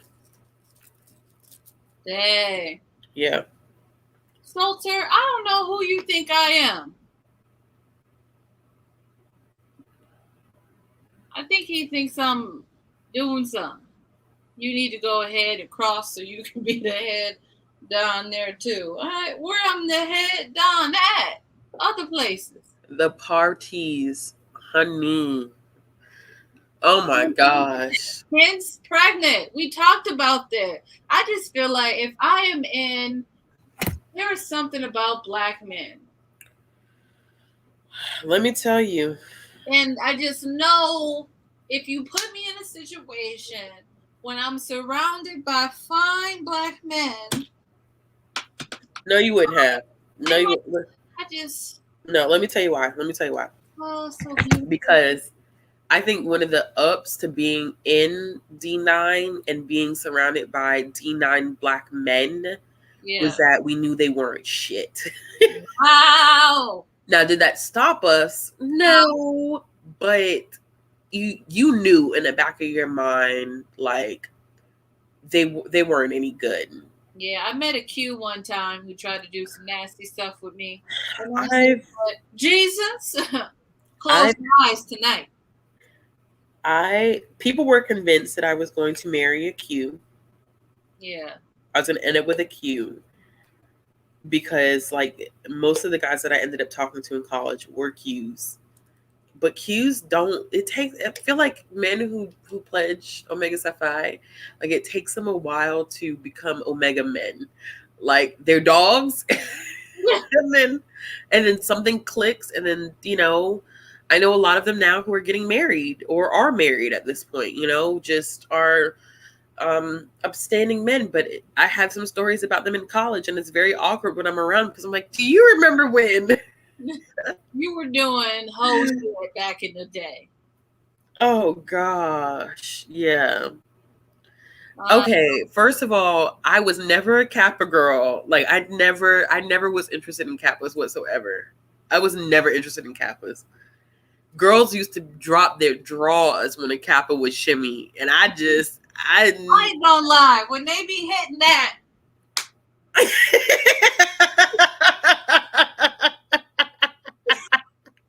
My knees can't bend too much because they old as fuck. But no illusion. No, no. For me, you either had to be a Q or you had to be an alpha. Alphas were like, to me, it was like the fucking sexy, intelligent, fine black men. Well, clearly I ain't living life right. Because I'm telling you, if somebody come and shimmy, like that's how I got my last boyfriend many years ago, because he was throwing that back on the dance floor, and I said, Jesus, stop, can't breathe. It was just, whoo! I love me a man who knows how to dance. Now you're telling me you have my heart. Let's go ahead and do this. Yes. Yes. Yes. Yes. Yes. Turtlenecks, gold chain, and loafers. Boom. I'm into it. Oh my gosh. I'm into it. They used to. Oh my gosh. Yeah, see, this is exactly like, yeah, smart and low key. They're low key, very low key. My that guy that I had tweeted about. We've been friends for like 13 years. Oh, yes. Okay. Who I feel like truly is like my heart and soul. Mm-hmm. He's an alpha. What? You tell me now? Yeah, he's an alpha. Yeah, he's an alpha. Ask him about his friend. I'm going to tell you no because I know his friend. I used to hang out with I met him, and he'll never watch this, so it's not a problem. I met him, and people are like, why is this story such a big deal? It is a huge deal for me because I literally met him. I was 17 years old. I was a freshman, and he was a senior. And I think I met him. They had a hall in one of the dorms where like all of them stay there. I don't know how they work that out with housing. They used to call it the Alpha Hall. And I feel like I met him up there. And at the time, like he was getting his locks cut off. Like he was cutting off his locks. No. Yeah. And we just like clicked. We were just really, really cool. And I remember on his graduation day, I told him, I was like, oh my gosh, I was like, I'm never going to see you again. We're never going to be friends. Like, and he wouldn't talk to me at first. He was like, because I remember the first time like we really had talked, he was like, how old are you? I was like, I'm 17. He's like, no, you can talk to me when you turn 18. He's like, no, I'm not talking to you. You're 17 years old. No, I'm not gonna talk to you. So we were cool. He was graduating. I was like, I'm never gonna see you again. I'm never gonna talk to you again. And he was like, no, don't say that. I was like, but you're graduating. And it's crazy to me because I made that comment, and that was 13 years ago. I turned 30 next month. I was like, we're never going to be friends. I'm never going to see you again. And we've been friends since then. Like, I don't know. Because of my age, girl. Age ain't nothing but. He's not that much older than me. He's like 4 years older than me. Whoo, you know that's geriatric when you hit 30, girl. Okay, but we talking about what about the 10-year age gap? I mean, that's damn near senior citizen. That's no, a decade. How do y'all feel about age gaps? Ooh, that's a good question. Yeah. I am trying to be a sugar baby. So yes. I don't know the age sugar baby, but I feel like I can do somebody's grandpa. Why not? Oh, here y'all. Okay, so I always get this question too about our relationship. Is it friends to lovers? Or is it lovers to friends?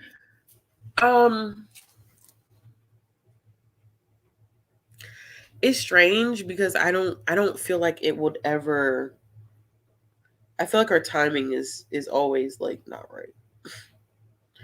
Oh, I feel like it's oh, I love you. Oh, well, I don't love you like that, but I love you. But I don't love you. I love you, but I don't love you like that. Then it's like, okay, well, I'm gonna move on. And then it's like, but wait, I love you like that. And it's like, well, now I don't love you like that. You know what I'm saying? Right. Like, I just feel like it's been there. We've done that. And it's like, but I do feel like I do, honest to God, I feel like he's my soulmate. Like, he is my soulmate. I put that on everything. Like, that is my soulmate. And it's not like soulmate. I think people hear soulmate a lot of times, they think like romantic and like, like that's your partner is your soulmate. But like, you got friends who are your soulmates too. And that is my soulmate. Like, there's nobody that I can get on the phone with and talk to for like 4 or 5 hours at a time and it feel like nothing. Yeah. Or like I could be completely transparent or be myself, or like I don't have to think twice about, you know what I'm saying? Like, it's just different. I don't know. But I feel like I think when people see like two, like a man and a woman who are close friends, it's confusing because it's like, well, why are y'all not like together? Right. And it's like, maybe we're not like, we do so well as friends, Yeah. Now, would I ever completely say no to that? Never know. You never know. Hell no. I'm not saying never. I'm telling you, I would never say completely no. Yeah, I'm saying jump on it. The lyrics. Yeah. Yeah, like kindred spirit. I like that's like the one person in my life that, like, at this moment right now, that I can be 100% transparent with, honest, extremely vulnerable, and not feel judged or anything. Like, it's that soulmate type of feeling. I could go tell you, like, I just killed somebody, and they'd be like, okay, what do we need to do next? Like what's happening next? What are we doing? Yeah. Salter said his wife is 20 years older than him. Okay. Now, I feel like you were out here living your best. So were you the sugar baby?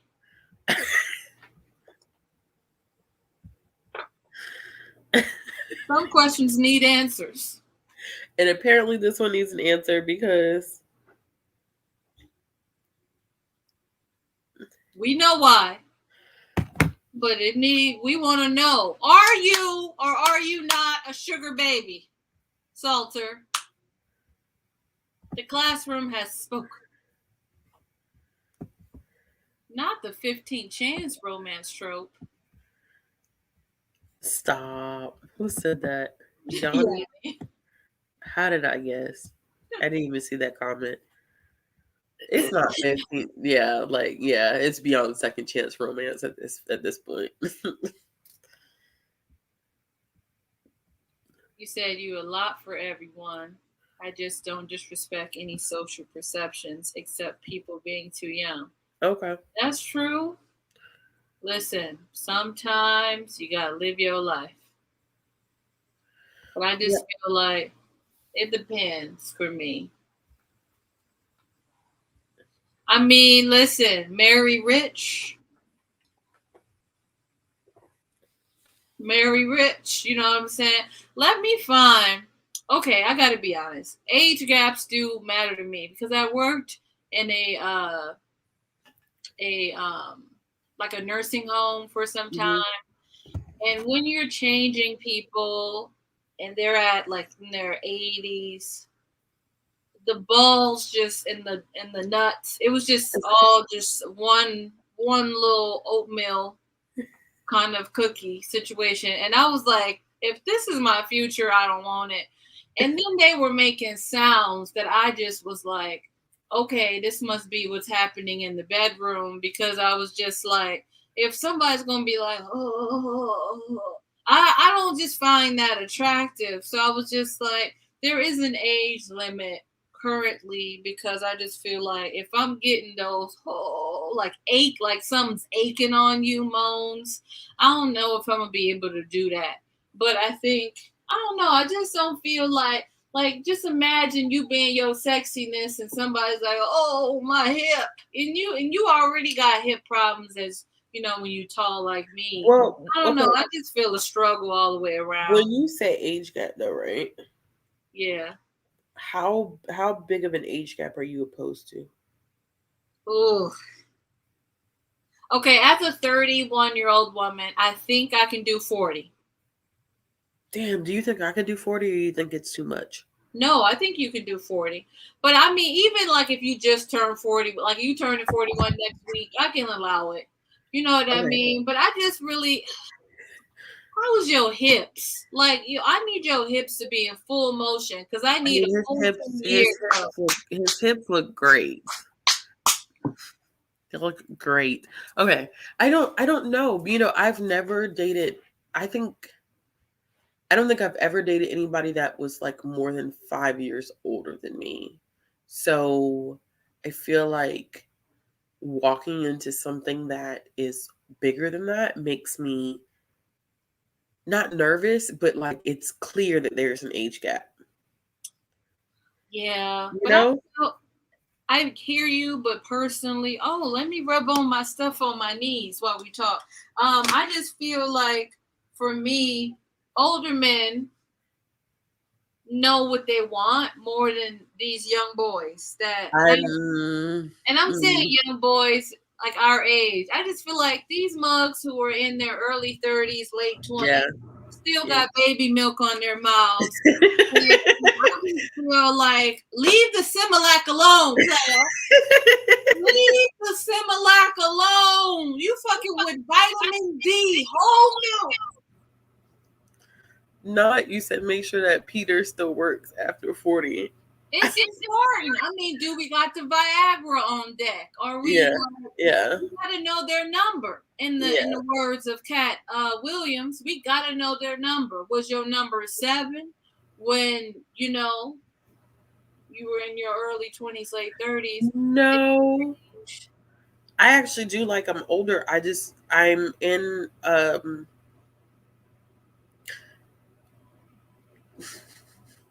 I just had some questions. I'm trying to figure out how to word this without exposing yourself. Yeah. Yeah. Definitely. No, I Adrian, why? the last guy that I dated, he was, how old am I? 29. He was 3 years older than me. And oh my god, it was like Bree knows. It was like dealing with a fucking child. Like No, like, and that's what I'm saying is like, I don't, but I think in situations like that where the age gap is closer together, I don't, you know what I'm saying? Like, I can't really tell that there is an age gap. Yeah. Like, but walking into a situation where it's like, we are 10 years apart. Yeah. You know, like how, I think there's, go ahead. No, go ahead. You said how, you know, how much of a difference is that going to be? Right. For me, I'm feeling like it's less than an age thing. Like, and I know I say 40, but now I'm trying to think of it more deeply and reflective. Yeah. I probably can go older, because this is the thing. I've dated a lot in my life. I started dating when I was 15. So I've been like dating for the better part of 16 years, I guess. And I just feel like men are very, when they hear my pedigree, when they hear what I've done, when they hear what I want to do, and the track I've been on in my life totality, they start to feel very ashamed of where they are. Yeah. They get intimidated, and then they want to put that bullshit on me, and then they sell. I couldn't tell you how many times men have tried to like wine and dine me, and I think that they're in it and we're in it, and then they ghost me, never talk to me ever again. And then I find out years later, because they're getting married to somebody and want to like appease their conscience, and then they want to send me this long fucking dumbass message about, oh, I did you wrong, I just didn't know what I had, and I just wasn't ready. And it's like, well, if you're not ready, don't come checking for me, because I'm a full whole ass meal, full whole ass adult, full whole woman. So if you're not gonna come with all your coins in order, like, I don't know. And also, I'm not dating people for you to be me. You don't have to be where I'm at. Like, that's just, so you putting your insecurities on me because you ain't shit. Like, this don't even make the math is mathing, and I'm just really tired of these no good motherfuckers. I think my peace temporarily. I think too, like, that's the problem, is that I feel like, and I don't know if it's like amongst Black women, but I really do feel like a lot of this too is amongst Black women, where I feel like, you know, if I'm bringing a lot to the table, like, I'm gonna have expectations of what you bring to the table in terms of like your maturity. Like, as I said before, I feel like with me being where I'm at right now, the place in my life that I'm at, like, I'm not going to play games with fucking anyone. I don't care what you look like. I don't care if you're the richest mug in the world. I don't care if you have the biggest penis in the world.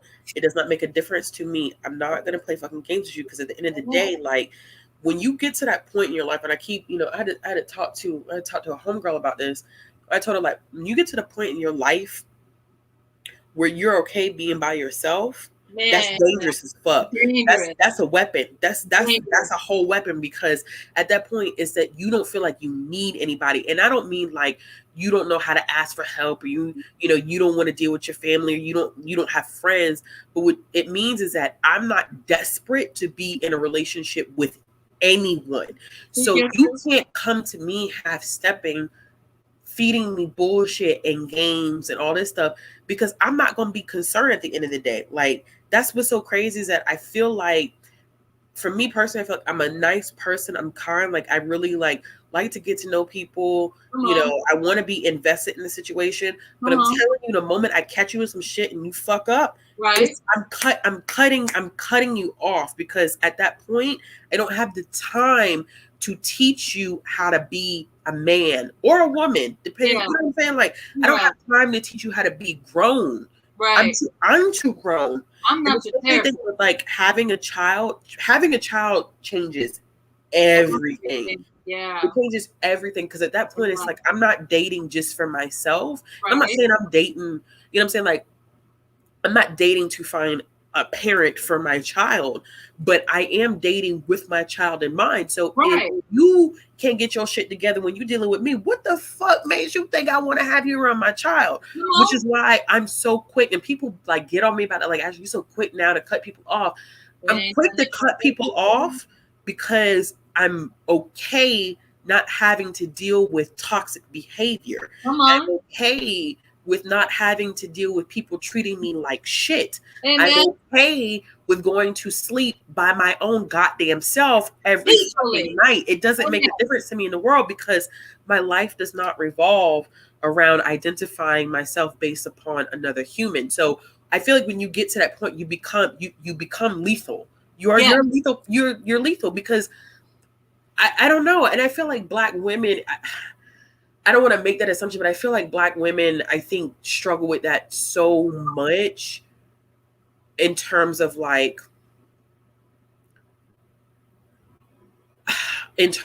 dating and wanting to get married and meeting people. I feel like it's just so much like that's stacked against Black women sometimes. And it's so, it can be so stressful. It can be so stressful. Yeah, y'all, like seriously, like when you get to that point, like it's not even, I don't feel like it's not a cockiness to it. And it's not like, I'm running to the rooftops, like, I'm by myself and, like shame on everybody else who's not okay being by themselves. But I do feel like when you genuinely do spend a lot of time with yourself and you get to that place where you're peaceful and you're okay with not fitting into society standards of like being married or having a partner and having those kids and having this and like when you stop having those societal expectations and you are okay with the concept or idea, like, like I said, I had somebody ask me like, are you okay with the idea of being alone for the rest of your life? And I said, I mean, that's something that I'm trying to figure out right now. Like, am I genuinely okay with that? I know right now in the moment, like, I'm not scared to be by myself, but I mean, the idea, of course, of being by yourself for the rest of your life, like, that is daunting, but it's a reality that I think I'm okay facing at this point because I won't ever, because I've done it. Yeah. And I've put myself in such a toxic position before dealing with people because I didn't want to be alone that I knew like I have enough confidence and self-esteem at this point now where it's like my loneliness is not going to dictate me withstanding disgusting behavior at the hands of another human. So yeah, I have a very short fuse now. Like you fuck up and I tell you once. I tell you one time. I tell you from the get-go, from the jump, I'm going to tell you, don't fuck this up. Yeah. That's all I say. Don't fuck it up. Because if you fuck it up, that's it. I'm gone. That's it. I'm finished. There's nothing else for me to say or do. You said I gotta head out. No, I do. Yeah. I also feel like stating your intentions is so important. Like so important. So like I feel like I have a fuckboy radar. And I was talking to Ashley and Deidre recently about this guy. And then y'all were like, wait a minute. And I felt like I smelled it coming up. And it came up. It did come up. It did came up. It did come up. Yeah. So I'm like, I say that to say, like, I don't know how many men on the regular, weekly, almost daily, it feels, want to entertain the idea of me, but then when I tell them I need you to communicate with me, they go ghost. I just don't understand why so many men of our age or around our age have communication deficits. Like they act like they can't communicate to save their fucking life. And I don't get it. I'm just like, you can't go on sabbatical in our relationship, motherfucker. I know you ain't got no research to tend to. They're doing too much. They're doing too much. And that's the problem is that, listen, I don't have a problem. I'm dealing with somebody right now, I think, who disagrees with me about, like, dating means that until you have that exclusive talk, Yeah. I'm dating who the fuck I want to date. Right. You know what I'm saying? But I feel like men do too much. Some men, not all men. I don't want to do generals. I feel like some men do too much, where they want to have their hands in everything, and their communication is is shitty.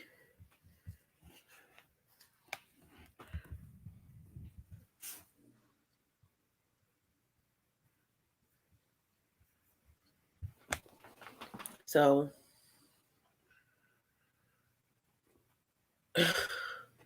but you know what's crazy though? What I say, Shamla, too, is that your guy friends are nothing like that in their relationships.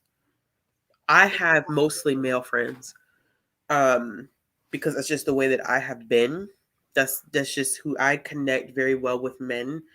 Um, Not saying there's anything wrong with women. I just don't trust myself around women. You don't trust yourself I around. don't. I really don't. I don't trust myself around women. Like it's easier for me to because I feel like I always end up blurring lines with women more so than men, which is crazy. I think it's the craziest thing in the world. Like I blur lines more easily with women than I do with men. Yeah.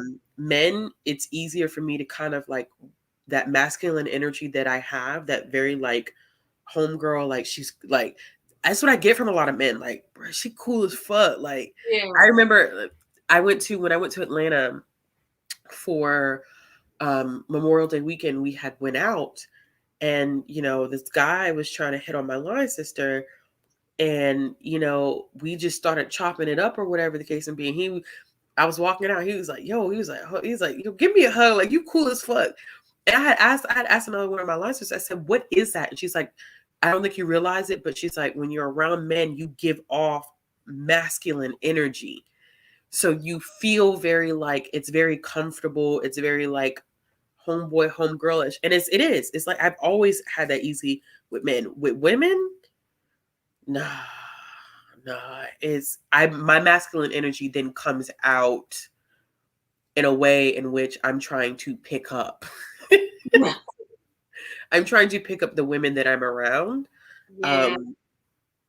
And a lot of times I'm not. Like a lot of times I'm not. And I try to I feel vibes and energy with women first before I even make that.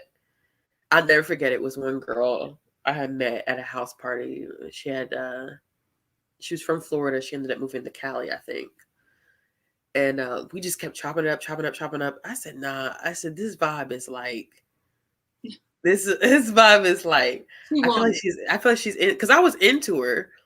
I was like, I feel like she's into me, but I just didn't want to like, and I didn't want to push it. But then I got super awkward because I was like, dang, like I'm into her, but I don't think she, you know what I'm saying? So yeah, but I don't think that, I think when you're friends with guys, there's a different side of them that you see as opposed to what you see in them in relationships. As much as I've dealt with men like in my friendships, what I get and how they deal with me is very, very different than how they deal with women that they're physically, sexually, emotionally attracted to. It's not the same vibe and energy. So like when people typically say, oh, like you just need a friend like your male friend, you need a guy like your male friends, and I'm like, I don't think they exist, because it's like dealing with different, like I've seen my male friends who are like the sweetest people to me.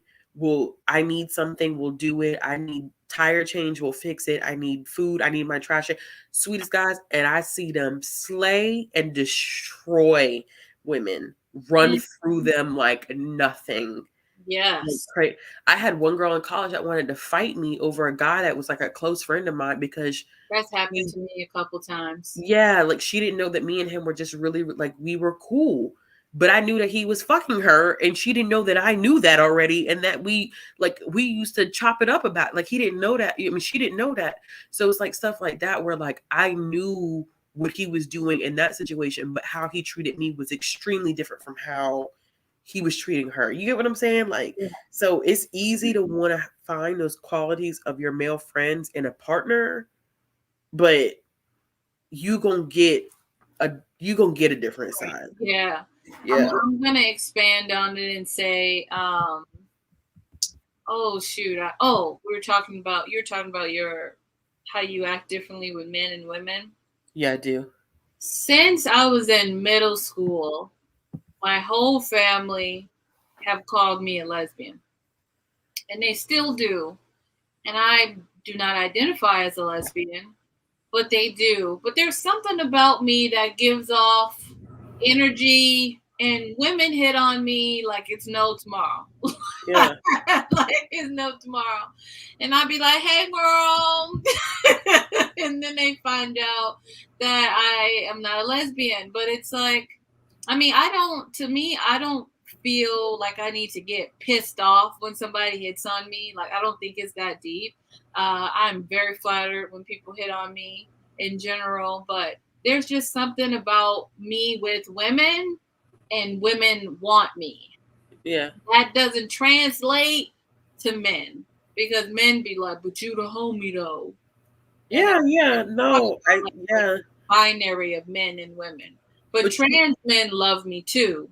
So I think you just have to find, or you will have to come across the man that sees past that, because I feel like I've always had that issue too, where like I get friend zoned, but I don't think it's intentional. It's just I give off that, but I think it's for women who do have that give off some masculine energy, where right. it is very like, oh my god, like you're cool as fuck, like you the homie, like oh my, you know what I'm saying? But then you know what? I'm not gonna even lie to and say that sometimes that those situations don't end up being tricky, because sometimes you have that one homie that's like, hold up now, Let me I'm get starting in. to see, yeah, I'm starting to see you a little different, and, you know, then that fucks everything up. I'll be like, you're gonna have to check your prescription, player.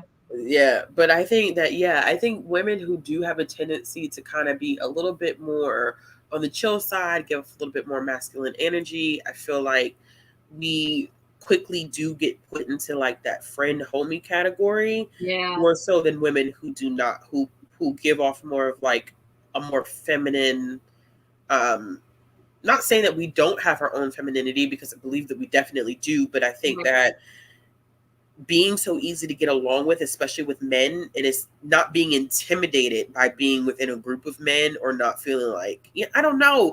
It's just, it's hard to explain, but I know how I operate around men, and it's very easy for me to operate around men, but it also puts me in a position where men look at me as like, that's my homegirl. Yeah, I mean, I definitely get friend zoned a lot. I don't know, man. I just feel like the women are here for me. Yes. And I'm here for it. Yes. Yes. It's like that. It is just like that. Like that. It's just like that. The Queen Latifah and Just Right. Like, that's yeah, right. you cool, you the homie, like you know what I'm saying? Like, and men, like that's what I said. It takes a man being able to look past that in order to be like, you know, just because she may give off masculine energy, or she may seem like the homie, you know, there's something else behind that. But I mean, it does. It takes I don't know. I'm gonna say it takes a good man, but really it does. It does take a good man to see past that. Yeah. I just feel like people ain't shit who I've been meeting. They ain't shit. Yeah, yeah, yeah. I agree. I agree. And see, the people ain't shit. Are they trying to fuck? It's like, Yeah. bro. And I'm like, I get it. I got this dumpster truck sitting behind me, and I get it that I'm out here throwing it back.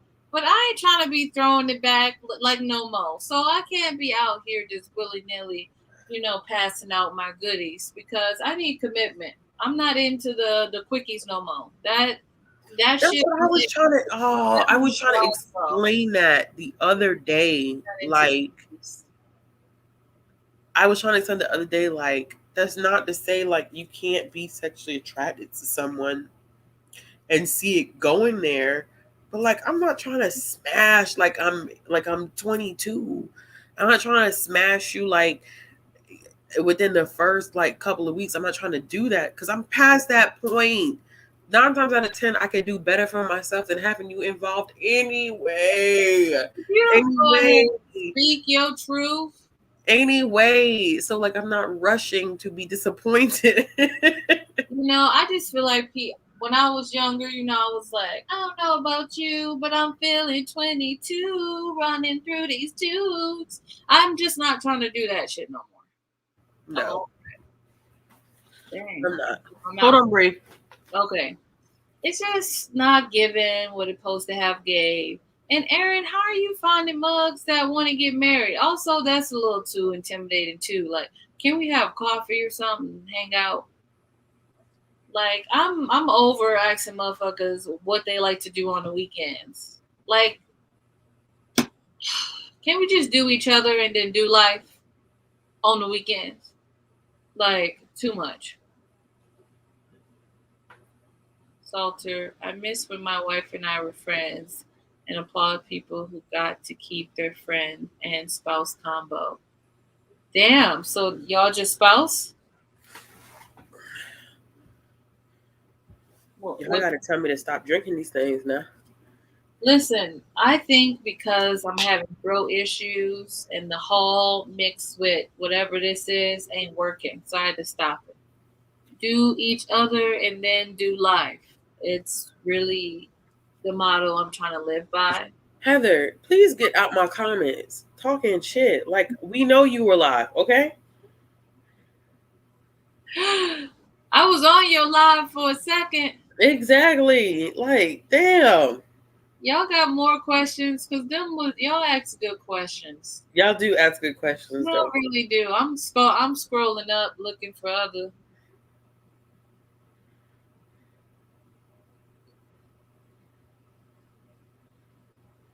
I will say, because I can't keep hot water on my chest, I am so excited for Black Aweenathon. Why did it make you say, oh, because your live must have just ended. And you missed all the juicy parts of this live. You did. You did. Oh yeah. Yeah, you did. You missed all the juicy parts. All the juicy parts. All right, y'all, come on, ask some more questions. All right, y'all, come on. And I feel like you didn't give me the energy I wanted when I said I was excited for Black Aweenathon. Damn, Ashley, you not excited? I ain't shit. Because I heard you say it, but I didn't hear you say it at the same time. You're like, I think she said it, but I don't know if she said it. No, Bree, we're not doing a recap. Who? Bree from In Love and Word asked if we could do a recap. We can't do a recap of that conversation. This video probably already is going to get flagged. Right. Salter, do a PG recap. That is a skill for you.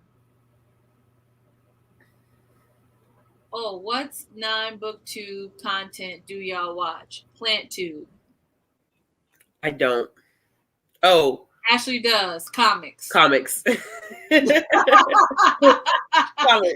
that was a lie. That's a lie. Comics. Yeah, I do.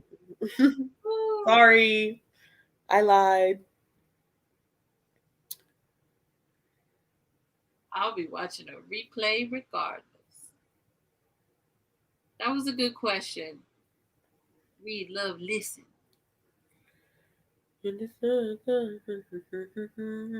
Okay, so let me tell you. What happened? Working title: Buttholes, Broccoli, and Toast. Okay, you know what? Y'all really spent a whole time. I don't have a whole daddy. Stop it. Daddy, she got a grandpappy. No. One person calls me on a live, and all of a sudden that's daddy. Yeah. He's not daddy. He's not daddy. I promise you he's not daddy. He is not.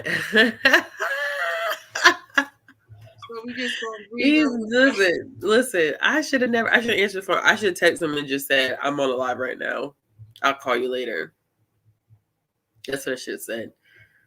Because now people going to watch this live back and be like, oh, Ashley's either talking to someone, interested in someone, dating someone, fucking someone, or she's with someone. And okay, not all of those are true. Yes. Not all of them are true. Oh, you said I am dad. Yeah, I am. I'm zaddy. I was laughing when somebody said Ashley a top. Someone said I was a top. Yeah, I was dying. Really? I can see it. So when I have been clearly, I'm interested in women, have been with women. Low key should find me a woman, but that's a whole different conversation. For real. At this point. But let me tell you something. Because people get this shit twisted. Women are not easier to date. My God, they are not. Oh my gosh, women are not easier to date. No. I feel like any person, a human being, have challenges. I can't believe y'all said I was top. Yeah, somebody said that to you. What makes everybody think that I'm top, not bottom? Listen, I feel like you didn't give off that bottom energy.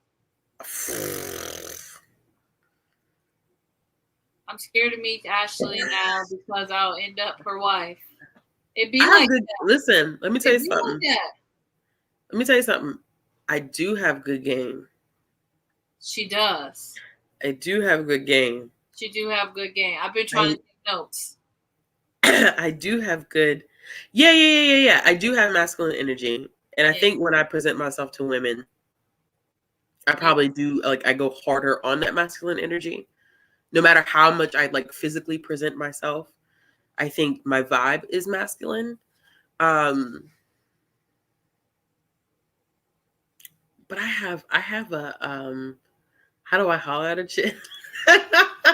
Not the way these men do. I can tell you that. I think my game with women is wow. So how about we put the "you are trash" at Minecraft? We're just gonna block that person. I don't even see anything. Yes, all right. You didn't need to see it because that's why they went left. Wait, what is Heather talking about? Dubious consent in romance. Oh, I do like dubious consent in romance, but you think I'm a bottom. But you're talking about a bottom with who though? You know you can do polls in your chat. I like them.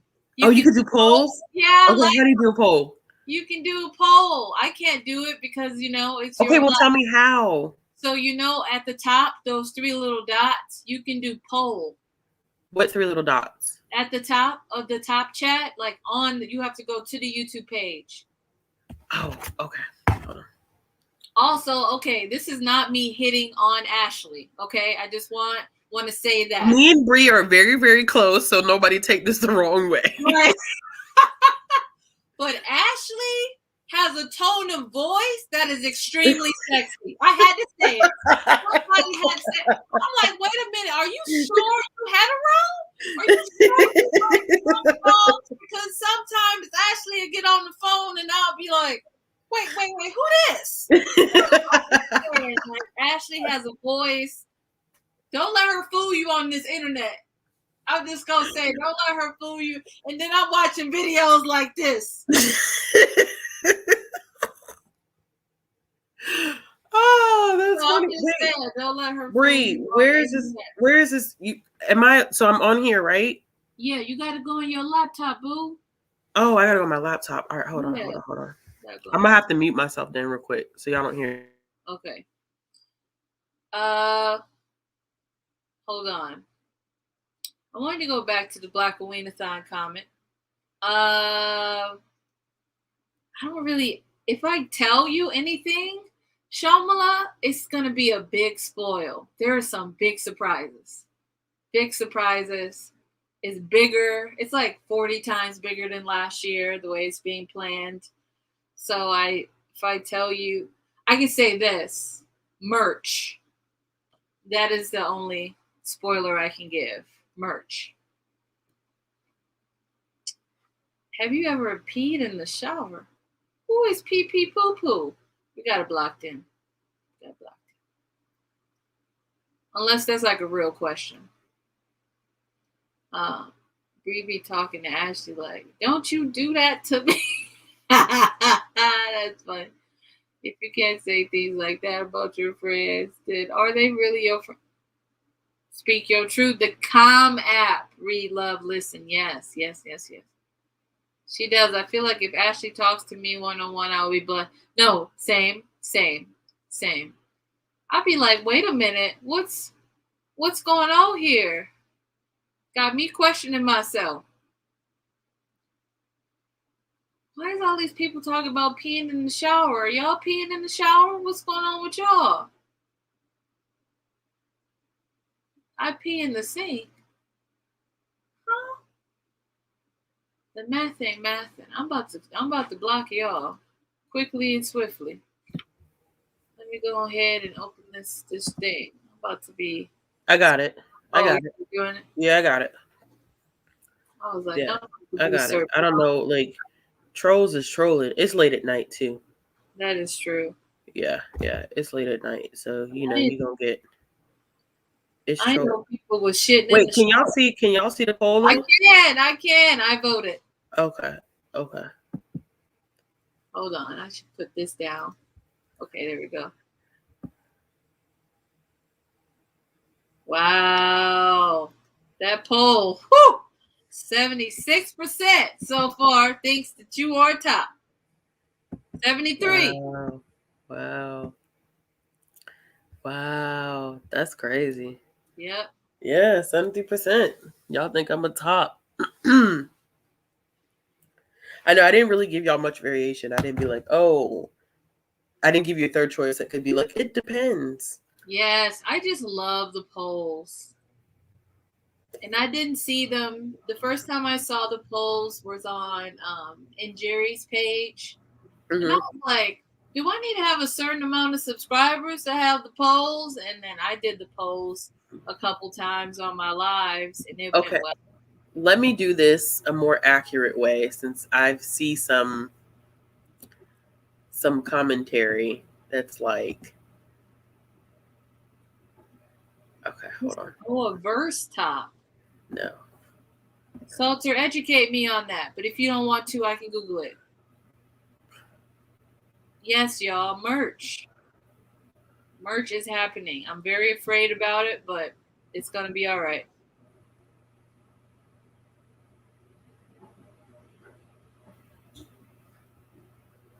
Okay, I don't know how to go back now and do the poll. I got it before. Now I'm trying to figure out, like, how did I do that the first time? Did you do the three dots at the top? Yeah, I did. Now what? It should say poll, right? No, I don't see anything that says poll.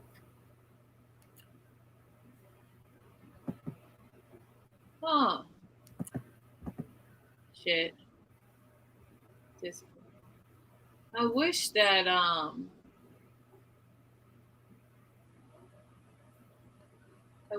I could see it, but I can't. Wait, I see it now. I see it. It's on the bottom, Bree. Oh, well, at least somebody knows. Like, I don't know how I figured it out before.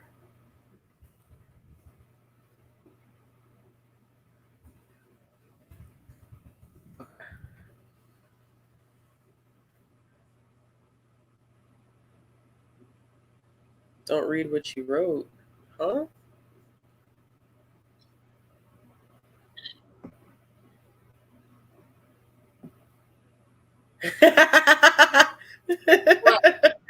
What Salter said. He told me not to read what he said, but... Is it to me? On my question? Verse time? Okay. I think so. Okay. I think it is. Salter, correct us if... Okay, y'all can see the poll now, right? Hold on. I'm going to see the comments, so... But I think other people...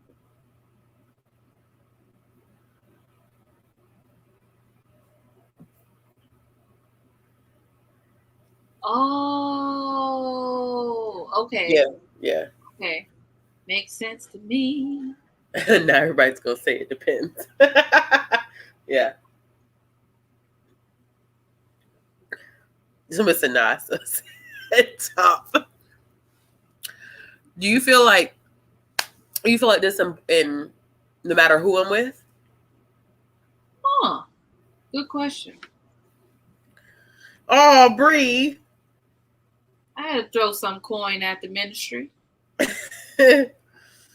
Thanks for coming, Liz.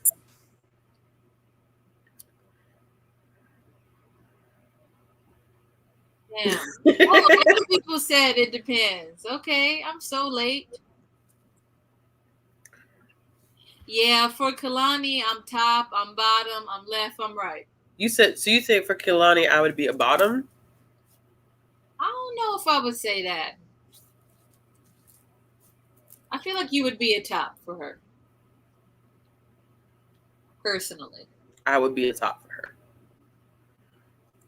Yeah, I definitely would be a top for her. Not that I don't feel like she couldn't be a top, but I'd be a top for her.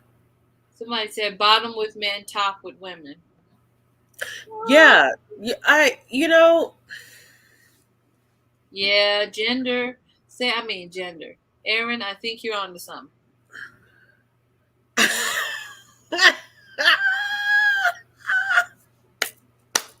Yeah. Okay. I think you're on to something, Aaron. I think you're on to something. So I'm going to end the poll. I hope everyone has voted. I did.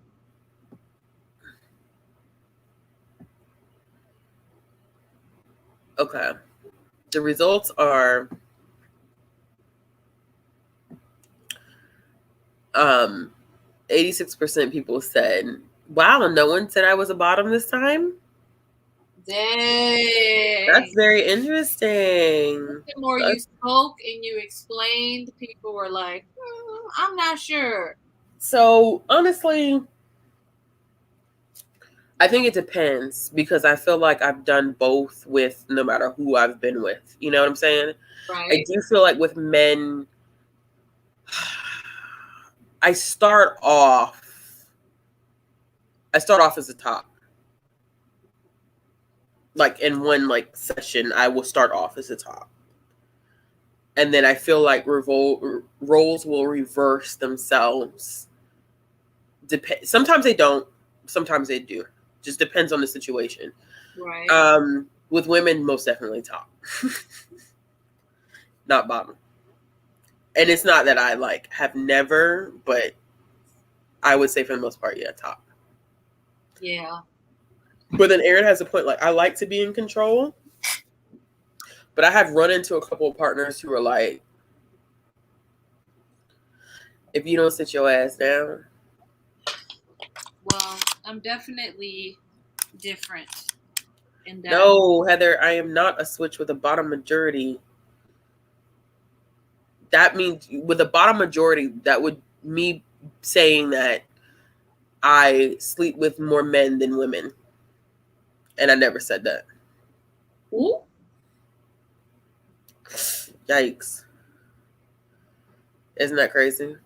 What I will say is I feel like I'm, as Salter says, a Don. Very aggressive. Not aggressive, but I'm very in my real life. And I just feel like do what you want in the bedroom. Yeah. I mean, be free. Yeah, I feel like I need you to be like, you better put your hands up. I need directive. Yeah, I definitely. And you know what's so crazy? Even at work, Dana, you gonna laugh at this shit. Even at work, though, I had somebody come up to me that was asking me about because they wanted to learn more about what it means. Oh, I get it. To be queer, and somebody had told them oh, you should go talk to Ashley. And then that person came and talked to me, and they were like, "But you just had a baby." I was like, "What the fuck does that mean?" The assumptions people make. I was like, I said it's so funny, like it's so funny because like a lot of people at my job think I'm straight, and I'm like, bruh, I'm not straight.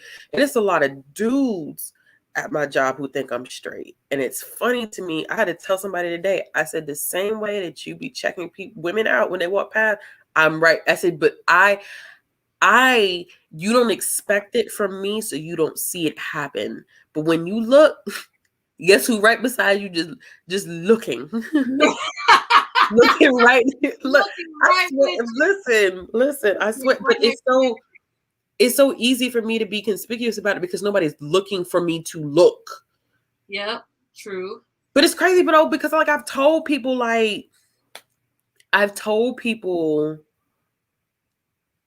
before, like I'm not straight. I'm not gonna box myself into anything, but I'm also like I'm not straight. So y'all keep wanting to make me straight because I have a child, which means nothing whatsoever. Or then I usually get that like, oh, so like you like women, so like you into threesomes? It's just trash. I'm like, okay, that does not like being into a woman has nothing to do with like bringing a third person. I mean, could it be fun? Absolutely. But like, that's, you know what I'm saying? Like, it's just people minimalize. It's so frustrating. It's so, it's so frustrating. Yeah. Like low key, like that's like how I felt last year. Like, but prior to last year, I'd always said like I was bi, but I don't really feel that way because I feel like they're still working on a gender binary, and I don't think I'm there. Like I'm definitely one of those people where I feel like I like who I like. I'm attracted to who I'm attracted to. Like I've been attracted to trans people, like so for me it's just like saying like, oh, like, oh yeah, I'm bisexual. I feel like I'm boxing myself into liking, even though I mainly have dealt with men and women. You know what I'm saying? Along that binary. I just don't want to put myself in that box. So a lot of people would be like, oh, like, what are you? Like, a human? But like, like what do you identify as? It's like I don't like, I think like last year I came out as like saying I was pan, but now even a year later, which is a beautiful thing about like sexual identity and gender identity is that like the fluidity of it all. You know what I'm saying? Like you're learning yourself. So, I don't want to smack a label. Nah, there's a lot of people I find attractive. I have sexual desire and sexual attraction with. Yeah. Definitely, I feel what you're throwing out. I'm picking up what you're throwing out. I also feel like I really want to have a commune, but I keep talking about my commune. Keep talking about your commune. I also feel like, Aaron, I'm the complete opposite of this. I have found that like I have high sexual attraction to women, but when it comes down to romantic attraction, it's not that many women that I've been romantically attracted to, like that I would want to be in a relationship with or, be married to, which is why I tell people like when there are women who are heterosexual who are just sick of men say stupid shit like, well, I'm just gonna go out and get a woman, like it does. Gender does not make being with another human any easier. Humans are humans. Humans are going to be difficult to be with because it's two different people. So it aggravates me so much when people say that, because like having been with women before, it's no easier than being with, it's a different type of struggle. I think being with women, it's not like the toxic masculinity, I think sometimes that I feel like I've dealt with. Not every man has, issues with toxic masculinity or is unaware of it. Speak your truth. But I think that for me, like it's been a different type of struggle with women. And a lot of it is just like the emotional, and that's probably why I have issues with like that romantic attraction, because the emotional stuff to it. Like I feel like a whole dude dealing with women.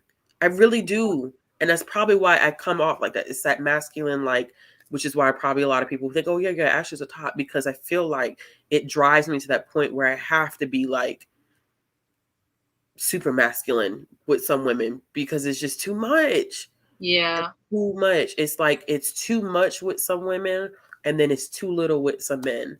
So that's why my ass is sitting here right now with not a man nor a woman or a person.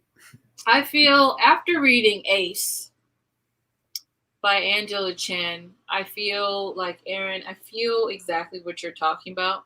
I think that I'm pan romantic, and I really feel that because I feel like I can fall in love with anybody.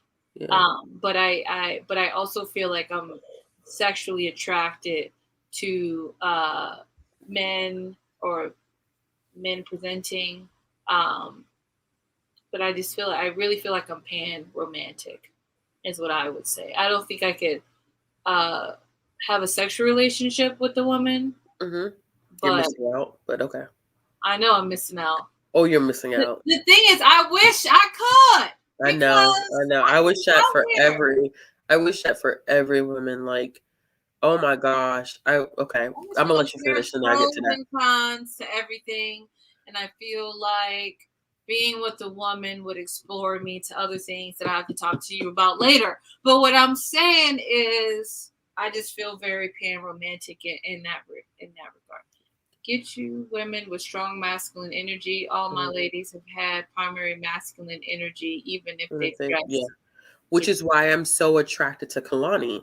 That's that whole, that's what that is. That's what that whole, like, that strong, I mean, I have not had like an attraction like that in a minute where, I mean, she's a celeb regardless. It's never, I mean, never in a million years can happen.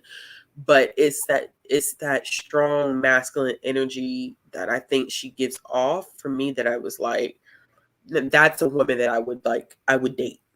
Like I would be, you know what I'm saying? I would be with her. Like, no, and it's not so much about the fact that she's attractive in a conventional way. It's just that energy where it's like, okay, I think this is someone that I can emotionally and mentally deal with outside of the physical, because the physical is easy. I can look at a woman all day and be like, she's bad. And you know what throws men off? It's so interesting. Like I could be with men, I'd be like, damn, she bad as fuck. And people be like, what? And be like, what? Would you not say the same thing? Be like, no, but I mean, like. But I feel like when I say that, then people be like, you a lesbian. And I'd be like, can I just admire that this woman is beautiful? No, you don't have to be like, I don't consider, you know what I'm saying? Like I'm not a lesbian, but man, I can admire when a beautiful woman walks past me. Right. Like, I just feel like women are beautiful. and I feel like a whole dude sometimes, because I feel like I'm standing there like, but you know, it's tricky because I feel like it's harder to pick up on women who are interested in other women. It takes so much conversation, and then it's tricky because you have some women who may be straight, but they're curious, and I don't got time for that. I don't. Yeah, and it can't, like, you could run into situations like that where it's you could be spitting game, chatting it up with a woman, and you know, like, you are attracted to her, whatever, and she's curious, and it's like, I just don't have time to indulge curiosity because it's messy. It ends up being really, really messy.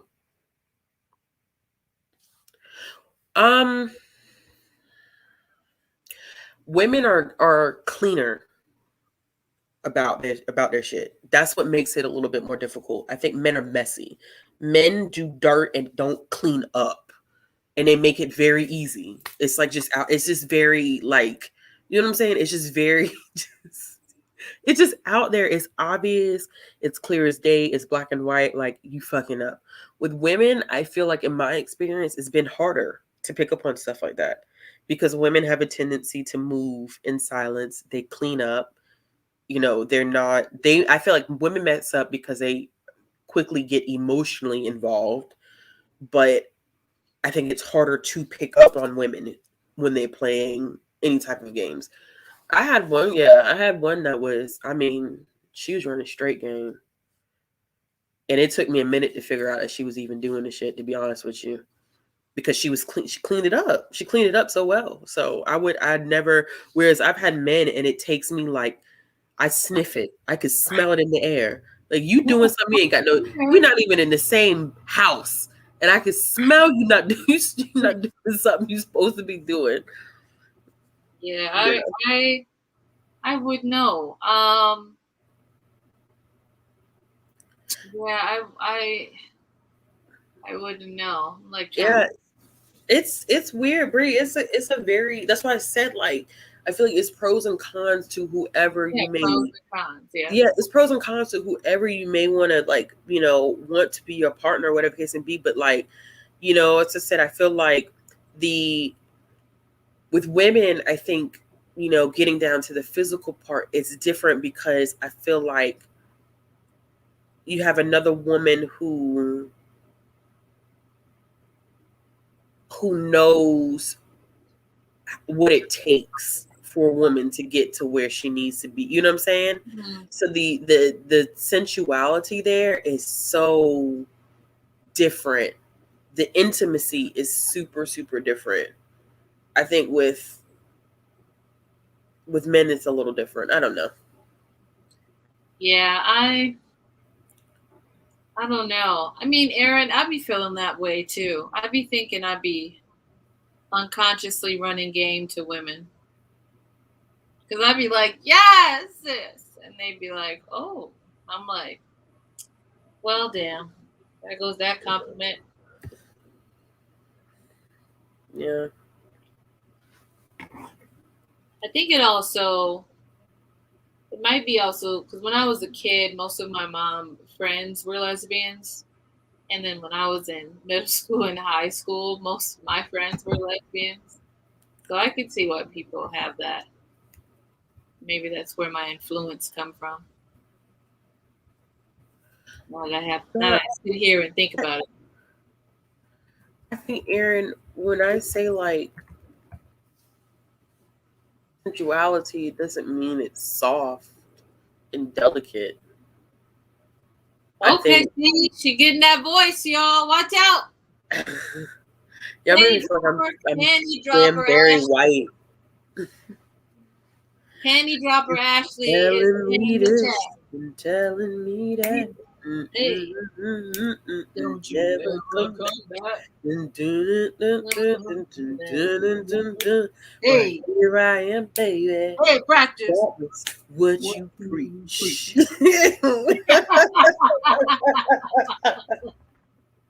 Penny dropper Ashley in here for the ones and twos. I'm like the DJ, but not really. Salter, get on it. Flick it. Aaron, don't make me come through it. Don't do that, Aaron. Don't do that to yourself. Don't put yourself in that position. Don't put yourself to be Teddy Pender ass down. But it's also intimidating too. Like, I hate having to, like, reveal or come out to men. Because they either hypersexualize me. Amen. Or they get intimidated by that. And it's so, I don't know. It's frustrating. It's so frustrating, like, having to tell a man, like, like, I'm not straight. I just want to let you know that. But I'm also, like, I believe in monogamy. Like, for me, like, monogamy is for me because I don't do well not being in a monogamous relationship with someone. Like, regardless of what your sexual orientation is, what your gender identity is, if you and I are in a committed relationship, I'm committed to you. not to other mugs. No, it doesn't matter like who I'm attracted to, who I want to be with. Like it doesn't like this. It doesn't matter. Like I feel like at that point, like if I'm committed to you, then I'm committed to you. I'm not going to feel like, oh, well, because I've been with women before, that means that I'm just gonna step out. I'm gonna step out my relationship. You know what I'm saying? I'm not gonna step out my relationship. But I've had men who like are fearful of me stepping out on them, and I don't know whether it's a masculine. It is. It's toxic.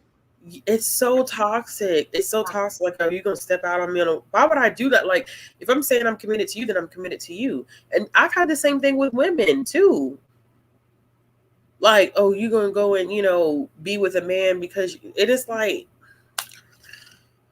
So it's not. And then you deal with people who biphobia is real in the streets. I tell you that. And I don't identify as bi, but like having someone tell you, oh, you just don't know what you want.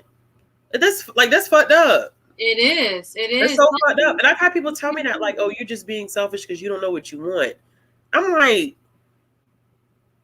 but I do know what I want, and clearly I know what I want. If I'm sitting here with you trying to make things work with you, I want you to be my partner. I don't want everyone else. I'm just explaining to you that, like, this is who I am as a person. Like, it would be wrong of me to present myself as heterosexual, and I'm not. Right. That's starting a relationship built off of a lie. I'm telling you right now. Like, I can't sit here and be like, oh yeah, like I'm heterosexual.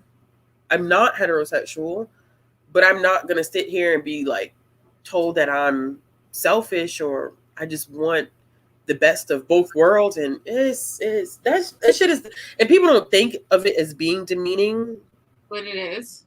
It's so demeaning. But I also feel like cis men, cis het men, let me be more specific. Cis het men, okay, let me be more specific. I feel like when I run into cis, and I'm not trying to speak on nobody experience in the LGBTQA2 plus I community at all, but I feel like when I have dated cis heterosexual Black men and I comment on a woman's body, or I say she's beautiful, or I say something that seems gay or lesbian, they then catch an attitude with me and then try to be like, oh yeah, I don't want to hear that shit because I'm over here, you act like you don't know what you want. Because, and they talk as if their dick is bronze or that their dick is some magical pill that's going to keep you straight. And I'm just like, so what the fuck is this? Like, I just get so annoyed by it. And I don't know if like anyone else has felt that, but I just had to be specific and be like, I find that often that cis Black men be acting like their fucking dick is bronzed, and I'd be like, no, it's not. You regular. It's either that or it's the hypersexual. It's a hypersexualization. Most of that has come from cis hetero like Black men for me too. Like it's like you've been with women, like, so then it's have you had a threesome, and like would you be interested in doing like having a like it, and it's like outside of my interest of that or not, like you're not taking me seriously as a human, right? And you're hyper. And I said this is the reason why people find the idea of two women in bed together attractive and the idea of two men together in bed repulsive, because you have hypersexualized the idea of two women being in bed together. Like it's disgusting to me because you don't take my identity or who I am as a person. You don't take it seriously. You think I'm just like, once again, I blame heavily like the porn industry for doing stuff like this, where it becomes somebody's kink. Two women together is a kink and not literally like, this is a woman who enjoys being with other women. Like, this is not your fantasy. I'm not your kink. Like, I'm not here to fulfill your latest dreams. Like, it's oh man, it's. I'm gonna put this in like the most simplest terms. So recently, I had a talk with my family, and they were like, would you date a bisexual man? Absolutely. I've dated bisexual men. Yeah, as long as you're open and honest. I don't. Yeah, absolutely. But the conversation took a left when they were like, "Why would you date a man who's having sex with men?" I'm like, I prefer him not to have sex with anybody while we're dating, right? While we're in a relationship. Yeah. But I don't give a shit who he's had sex with before. Like that, I don't care. In the words of the head of Hoochies on TikTok, when people were telling her, "Who are you? Why would you date bisexual men?" Her response was, "But does he eat coochie?" That's my response. Like, does he eat coochie? That's it. Do you eat the box or not? Like, I just need to know, are you munching or no? Did you have your breakfast? Because I could be the meal.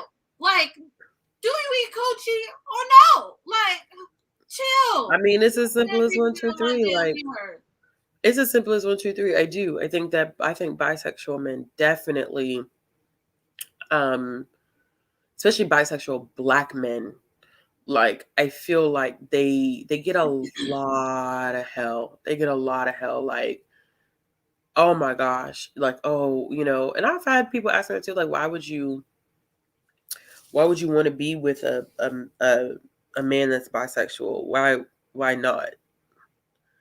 If I'm running around with women, who am I to judge him for wanting to be with, for being attracted to or being with other men? Like, no matter what at the core, because it's the same people who are quote unquote in these heterosexual relationships making these comments, and your door looks dusty and dirty as fuck.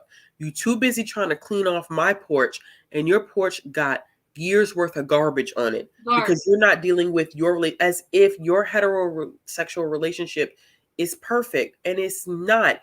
No, like I always say, no matter what, no matter who you with, no matter what they identify as, at the end of the day, you have to have trust. You have to have communication.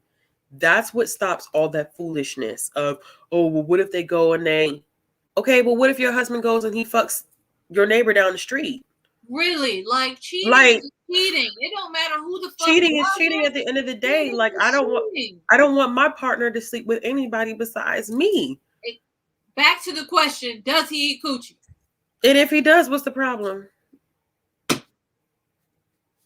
What's the problem? I just feel like people are just it's really their bigotry, their homophobia is showing. Yeah. It's showing. And they just need to say that. Just say that. So I know where we at. Because let me tell you, one of the biggest things in dating I find really hard with and specifically dating cishet Black men is if you out here spewing, living wholeheartedly, taking up shop in homophobia, transphobia, biphobia, if you got issues with anybody in the LGBTQAI overall queer community, I can't fuck with you. Because I know there's going to be a lot of toxicity coming with that. Mm-hmm. I'm not trying to unpack with you. I'm not your therapist. I just can't do it. And it's a big thing of like, it's other things with that too. But it's just like, there are things I think, and we're going back to dating, that I think is perfectly okay with having things that you are willing to compromise with, and things that are things that just a hell no. It's just a fuck no for you. And I think that's okay to set those boundaries.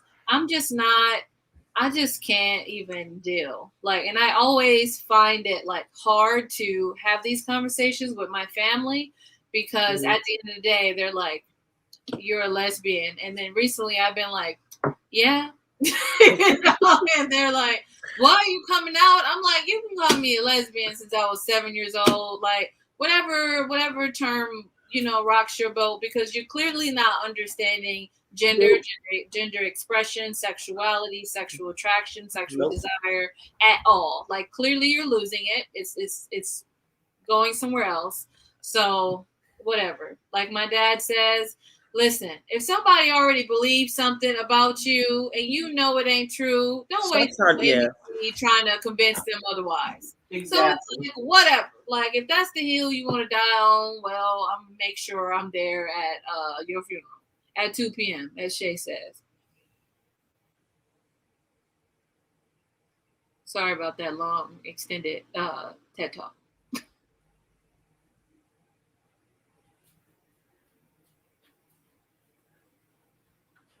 Brie, I keep leaving you because I have to take potty breaks. Oh, it's okay. I'm reading comments. Bree said lunch in her like it's the truth. Like it's baking time. Important questions. You know, I just really lightness 88010. I wanted to read their comment. I totally agree. When I've tried to bring up my bisexuality with my ex-boyfriend, he would laugh and say, "Girl, you're straight. Stop playing." And yes, he was a cis hetero black man. Yep. Also agreed. Bisexual men deal with so much bigotry. Agreed. And stereotyping. Why not just treat other people with dignity, respect, and the way they want to be treated? It ain't hard. Speak your goddamn truth. Bi men are questioned a lot more than by others when they're trying to force them to say that they're gay, and it's like no, and if they're bi, they're bi. I feel like this was clearly evidently shown on that TV show that it was like it was on Netflix, and they were like trying to Love is Blind. Love is Blind. Yeah, Love is Blind, and the black man Carson, whatever his name was is bisexual. Right, he was bisexual, and that black woman like lost her shit. And I get it. He wasn't honest with you, right? From the beginning, yeah. I get that, but the reaction, I just wasn't warranted. I just feel like it was toxic. Like it wasn't. No. Biophobic. Her reaction was not. Okay, so I understand her being upset because he should have been transparent about being bi from the get-go. I do get that because it's someone's right to know at that point. You know what I'm saying? Yeah. But I think her response was elevated to a point that it wasn't really warranted. And it's interesting that you say that because I just started watching the new episodes that they put up. Oh, I haven't gotten there yet. Yeah, I started watching the new episodes that they recently put up where it's 2 years after everything. After filming, even though I think the first time we got to see everything was last year, it's technically 2 years. And he's still struggling heavily. Yeah, he is. He's still, because he got so much flack, I think, via social media, because he had to out himself, and then the response that he got from her, and then he did say some not so good things. He did. He said some fucked up shit to her, but I also felt like the media loves to vilify a black man, right? Yeah. Meanwhile, that white woman was doing some crazy shit. The one that was pretending that the one with the blonde one, the I forget her name, but she was doing all type of shit, and nobody was coming at her like they were coming at him. And I thought her response. This is why I didn't like her response. I didn't like her response because in my mind and the way I viewed it is as if I get that you're hurt, that this guy that you're like wasn't honest with you. I get that. Honesty is like so important. However, the way you responded to him saying that he's bi, as if that is the most gross and disgusting thing to be, and I did not agree with that. Jessica, thank you. Ray, come in with the situation. Because wasn't Jessica into the Italian guy? Yeah, she was, but she was into Barnett first. Right, she was in the Barnett acting a plum fool. Yeah, she actually. I'm about to watch this shit when we end this live because bringing up what Bookmark Chronicles just said too. He kind of pissed me off talking about what's his face. He kind of pissed me off because Lauren has sat down with him trying to have a conversation with him about the fact that like he's been dealing with a lot, and Lauren was so calm and so patient with him, but he snapped at Lauren, which I didn't like. He But did? This in the yeah, news? this is in a new episode. Yeah, he Wow. snaps at Lauren because Lauren was like, "Why are you getting so defensive? Like, I just asked you a question. Like, you're getting mad at me, and it's not like you shouldn't be like." She was right. Like, he was mad at her, and it was like, "Why are you mad at her? Like, she's not doing anything. She's just trying to help you kind of see from the other girl's perspective of why she was upset." And it wasn't. I don't think she was. It it's weird because she had such an intense reaction, but I also don't think like she was. I think there's a couple of things at play there. I think that she was pissed that she wasn't told soon enough, and two, I think she was pissed because it was happening on national television. That could be true. And I think that her anger got the best of her, and it flared up in a way that she didn't expect it to. But I would be a fool to say that there's no way that his bisexuality played into how she perceived him at all. Because I think in the Black community, once again, we're looking at Black bisexual men, the instinct is to label them as gay. Right. And that's not true. So anyway, he does snap at Lauren, which I did not like. And then it's going to get interesting because Barnett, what's his wife's name? I forget her name. Lauren and her husband are they're celebrating their anniversary. The four of them are celebrating their anniversary together. Yeah. And they're inviting everybody, and Jessica is going to be there. Which is crazy to me. I think it's all for TV, but like, but I think this is the same woman who tried to fuck your relationship. Why would you bring her to it? You know what I'm saying? Yeah, I think Jessica in love with some other white man, though. I saw that somewhere. She might be, but I feel like she says something happened because Barnett gets pissed off from what I saw. But that could have just been the way that they cut the clips. That could be too. Man, it's just really unfortunate. No matter how you roll the dice. Yeah. Just brunette. I can't remember her name. But they had issues too. The only people really who had a good start was Lauren and her husband, because they had a very and they tried to throw in the conversation about the fact that her dad was going to be upset because she was marrying a white man, but that didn't really work out, I think, the way that they wanted that to work out. But their relationship started off with a strong foundation, because even Barnett and his wife's relationship was weird because she lied to him about how much debt she was in, or she didn't disclose that information. Yeah, I'm like, girl, let somebody tell me, I'm gonna tell you my debt, right? And that's one reason why I don't want to marry, because my school debt is large. Yeah, mine is too. I don't want to put somebody through that. So let's marry when we like in our 70s, so I know for sure I paid it off. We friends until then. Are you down to? Somebody asked me a question earlier, and I missed it. I got the window open. I was like, what's happening? Yeah, I do. What was the question? Do you feel more confident? Do I feel more confident in your physical body at rest and emotional? Yeah, because I feel like there's less judgment there, and I feel like I would be more inclined to have a physical relationship with a woman with or an intimate moment with a woman with the lights on than I would a man. With a man, I'm not as I feel more self-conscious, which I don't think speaks necessarily to how I feel about my body, but it's how society reacts to my body. You know what I'm saying? I don't know. I would not think twice about being plus size and dealing with a woman as I am dealing with a man, and how that whole thing will work. So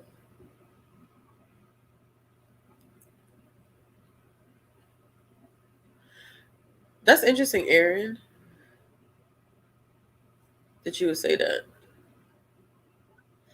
But yeah, I definitely do feel like I'd be more comfortable. I know I am. Not I think. I know that I am. It's easier. It's crazy because I look. You feel like the physical act of being with a woman is easier than a man. I don't even know if that literally makes sense, but it is. It's easier. At least in my experience, it's been easier. I I don't know had to what that. leave to go do the same thing you did. Oh, she's laughing. Yeah, yeah. I don't know.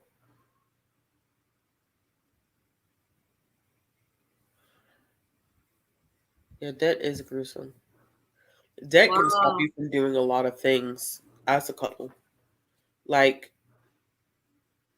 getting a house, for example. Yeah, I'm not into. Oh, I have issues with that too, but that's another topic. What? Man, I don't know. I just feel I have a lot of feelings. One of them is, why can't you have your house and I have mine, and then we life together? Mm, I mean, it depends upon your level of. I think people feel disconnected, or like They they do, feel but like then there's not a commitment there if you're not living under the same roof.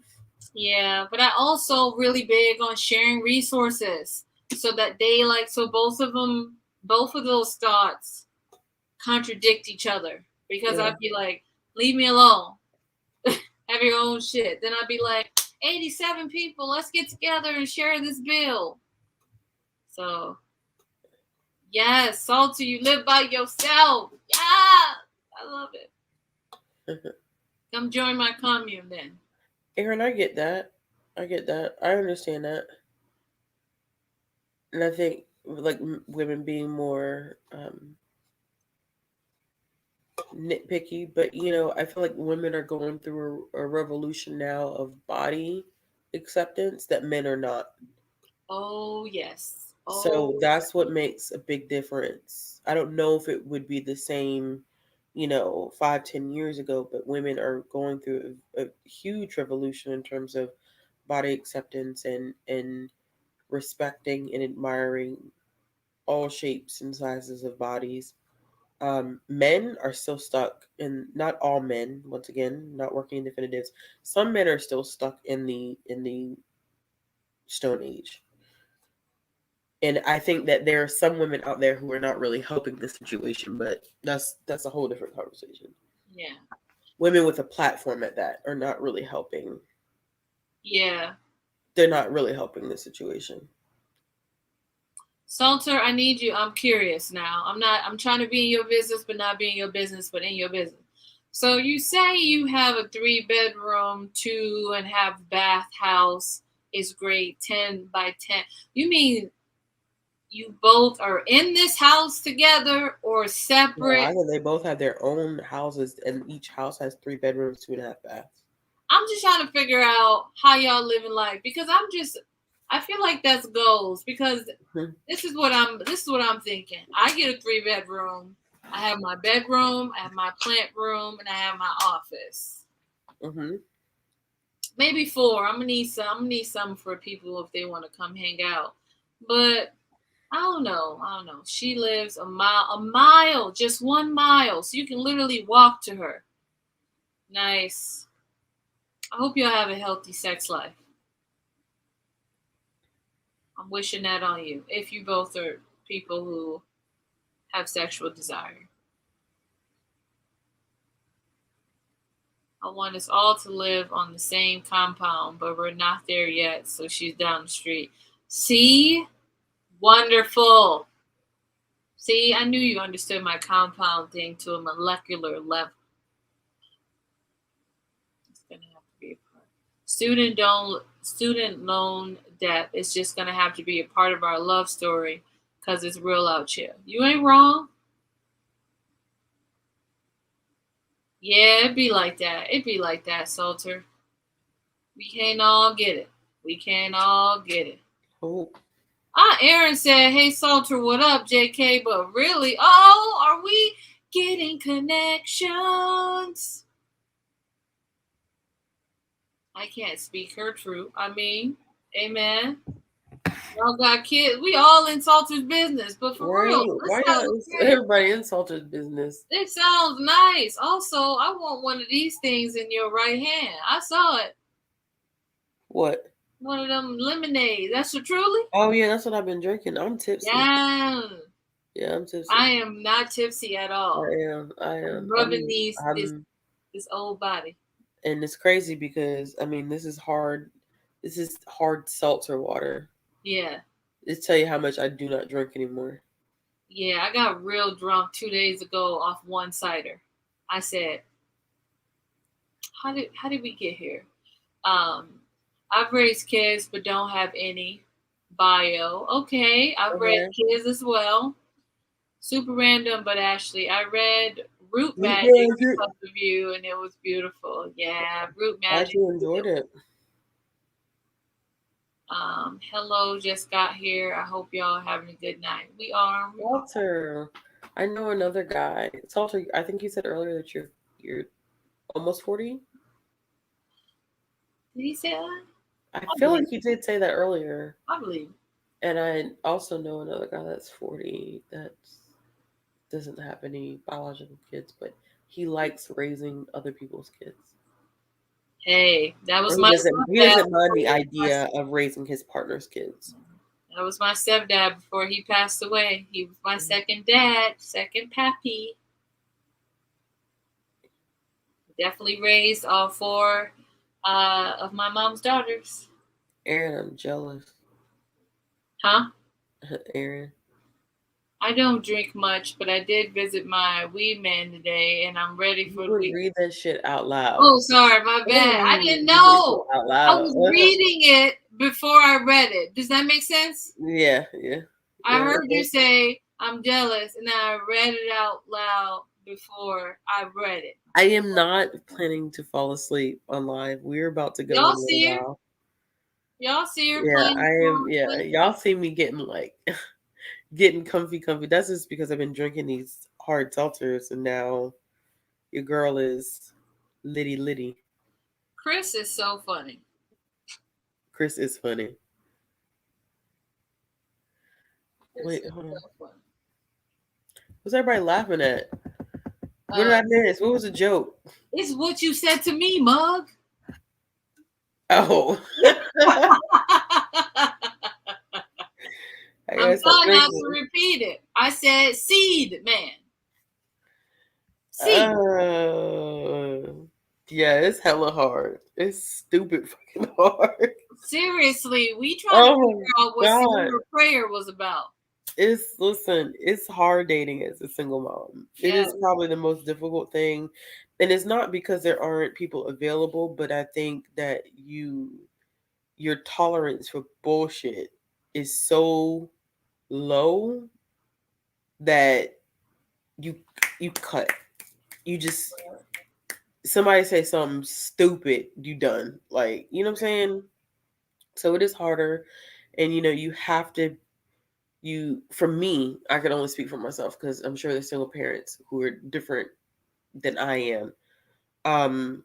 For me, I'm looking for someone that would be invested in having children that are not theirs biologically. I mean, I only have one child, but clearly, they would have to be willing to raise a child and to raise and love my child as their own. Yes. Agreed. Because I have a stepdad who is my world and I'm closer to him than I am to my biological parents. Like, I want that for my child. Yeah. And when I'm dating, it's not like I'm out here looking for a dad replacement. For pappy. But you're not also. But you're not also. What are you talking about? I'm ad-libbing on what you said. You said, I'm not out here looking, but you also not out here looking. Yeah. I'm not looking for, you got to break it down. I've been drinking. I feel it. My comprehension skills are not up here. But I'm not looking for someone to play dad, but I am very mindful because whoever dates me is by extension dating my child, not in a romantic Yeah, perception or absolutely. anything sick like that, but they're becoming involved. And my child now is getting to the age where she's actively aware of people, like she remembers people. So I don't want to introduce her to anyone who is not going to be a fixture. I don't want there to be a revolving door where people are meeting her and she's getting to know them and they just disappear. Because, like, Right. my stepdad came into the picture and he hasn't left yet. So it wasn't this revolving door type. And I don't, I'm saying, I don't want that for her. Um, but yeah, it is. And you have some guys who are like, and who are okay with you having kids, but they don't understand the time commitment that comes with having kids either. So, Right. like, I need a man, or I'm going to say a man because honestly, I don't see myself marrying a woman. And that's me being honest. Yeah. Um, You gotta speak your truth. I think that for me, I would need to find a partner who is also very aware of my time. My free time is very limited. So, like, people who don't have kids who go out on dates, it's like, oh yeah, I can go out on a date this weekend. Well, for me, it's like, well, first of all, we're in the middle of a pandemic, and Right. two, In the penny. it's hard to find a sitter. So finding someone to babysit, and then, like, also trying to navigate being in a global pandemic, it's tough. I mean, like, I had just had her right before the pandemic. So I haven't really had the opportunity to date as much as I think people think I've had. I've only dated one person since I've had her, and that was this year. And I wouldn't even say we were dating. We were trying to make stuff work, and he was a complete ass. So Trash garbage. he was trash. So I wouldn't even say we were. So I haven't dated anybody. Like, I haven't genuinely dated anybody since I've had my child, because I'm very intentional. I mean, I'm interested in some right now, but I mean, that could go either way at this point. Yeah, that's true. That's true. That's true. It's like, because it could be good now, and then I could be talking to y'all 3 months from now and be like, what the fuck? Right. I always say we'll see. And they'd be like, what? Oh my God, do you know that that's what he says to me? We'll We'll see, or see. he'll say, we'll see, or to be continued. Oh yeah, I always say we'll see. Cause I'll be like, Oh my God. I'll be like, y'all ain't shit. I already know y'all ain't shit. So we'll see. But that's how I am too. Like, I'm like, we'll see. I mean, Yeah. you spitting game right now. You selling a dream. You selling a dream. And I Telling don't me know if I want to buy into selling your me a dream and trying to put a bow on this shit and be like, Ashley, take yeah. it. Take it. Ashley, take it. I don't know if I want to buy into your marketplace at this time. Because I heard that the extended warranty is trash. Listen. I would, one day, I would love to let y'all know that I have finally done the deed, and I'm in a very healthy. The deed. We're past that point. Yeah. Clearly, clearly, the whole job. Um, but I would love to be in that place where, like, like, I could say to you, oh yeah, like, I met somebody, it's going well, but once again, going back to what I said before, I would love that, but is it a necessity? Absolutely not. It's not a necessity at all. It's not a necessity. And I think trying to deal with another human brings so many different challenges. So many different challenges. Oh gosh, it brings out I think sometimes it can bring out the worst insecurities in humans. Mm-hmm. Um, I'm waiting for the lie that you don't speak, but I don't see it yet. what lie? I said I'm waiting for the lie that you gonna speak, and I don't see it. No, I mean it is. It's I don't see being it. in a partnership with somebody. That's constant work. It's some working at work. It's constant work. It is constant work. It's a lot of trust that has to be thrown in, and I don't trust people like that. Right. I don't. And I feel like I'm dealing with someone who also doesn't trust. Like that's not good. You don't have to. Actually, now I'm thinking about stuff like, didn't you just tell me like you have trust issues? I can't fix that for you. Some people who have trust issues do some real fucked up shit out of fear of they'll hurt you because they don't want to get hurt first. Yeah. I mean, those are real fucking things. Those are real fucking things. And it's sad. It's sad. Yeah. It's so sad. It's super unfortunate. But like I say, I dropped my one-liner. I dropped my one-liner where I say, don't fuck this up. And if you do, you know, looks like you done fucked up. You done played yourself. In the moment that you fuck up, you know what I'm saying? Yeah. I told you. Don't do this shit. Don't mess this up. Sometimes you just gotta head on out, you know? Head on out. There's 56 people in here. I'm this is that SpongeBob meme. Alright, I'm gonna head out. I'm head out. Head out. Man, one of my favorite memes of all time is that one. Alright, I'm gonna head out. That's a good one. Alright, I'm gonna head out. Like I'm gonna head out. It's like that thing is undefeated. Yeah, it's crazy. It's crazy. All right, y'all. Final questions for us before we head out? Yeah, we about to head out. When we head out, Ashley's drunk. Very much so. It is time for me to head out. I get that. You gotta head out. I get it. Bree, you know I'm gonna talk to you, but it's time for me to get off live. I know. I feel that. All right, y'all. It's been real. Y'all been kicking it with us for like 4 hours. It's time for us to go. She said, "I'm out. I'm done." I'm deuces. I've done my due diligence. But for real though, good night, y'all. All right. Yes, before I fall asleep. Yes. We've been on for almost 4 hours now, so we gonna go ahead and head out. But we appreciate y'all kicking it with us. Bye, y'all. Bye.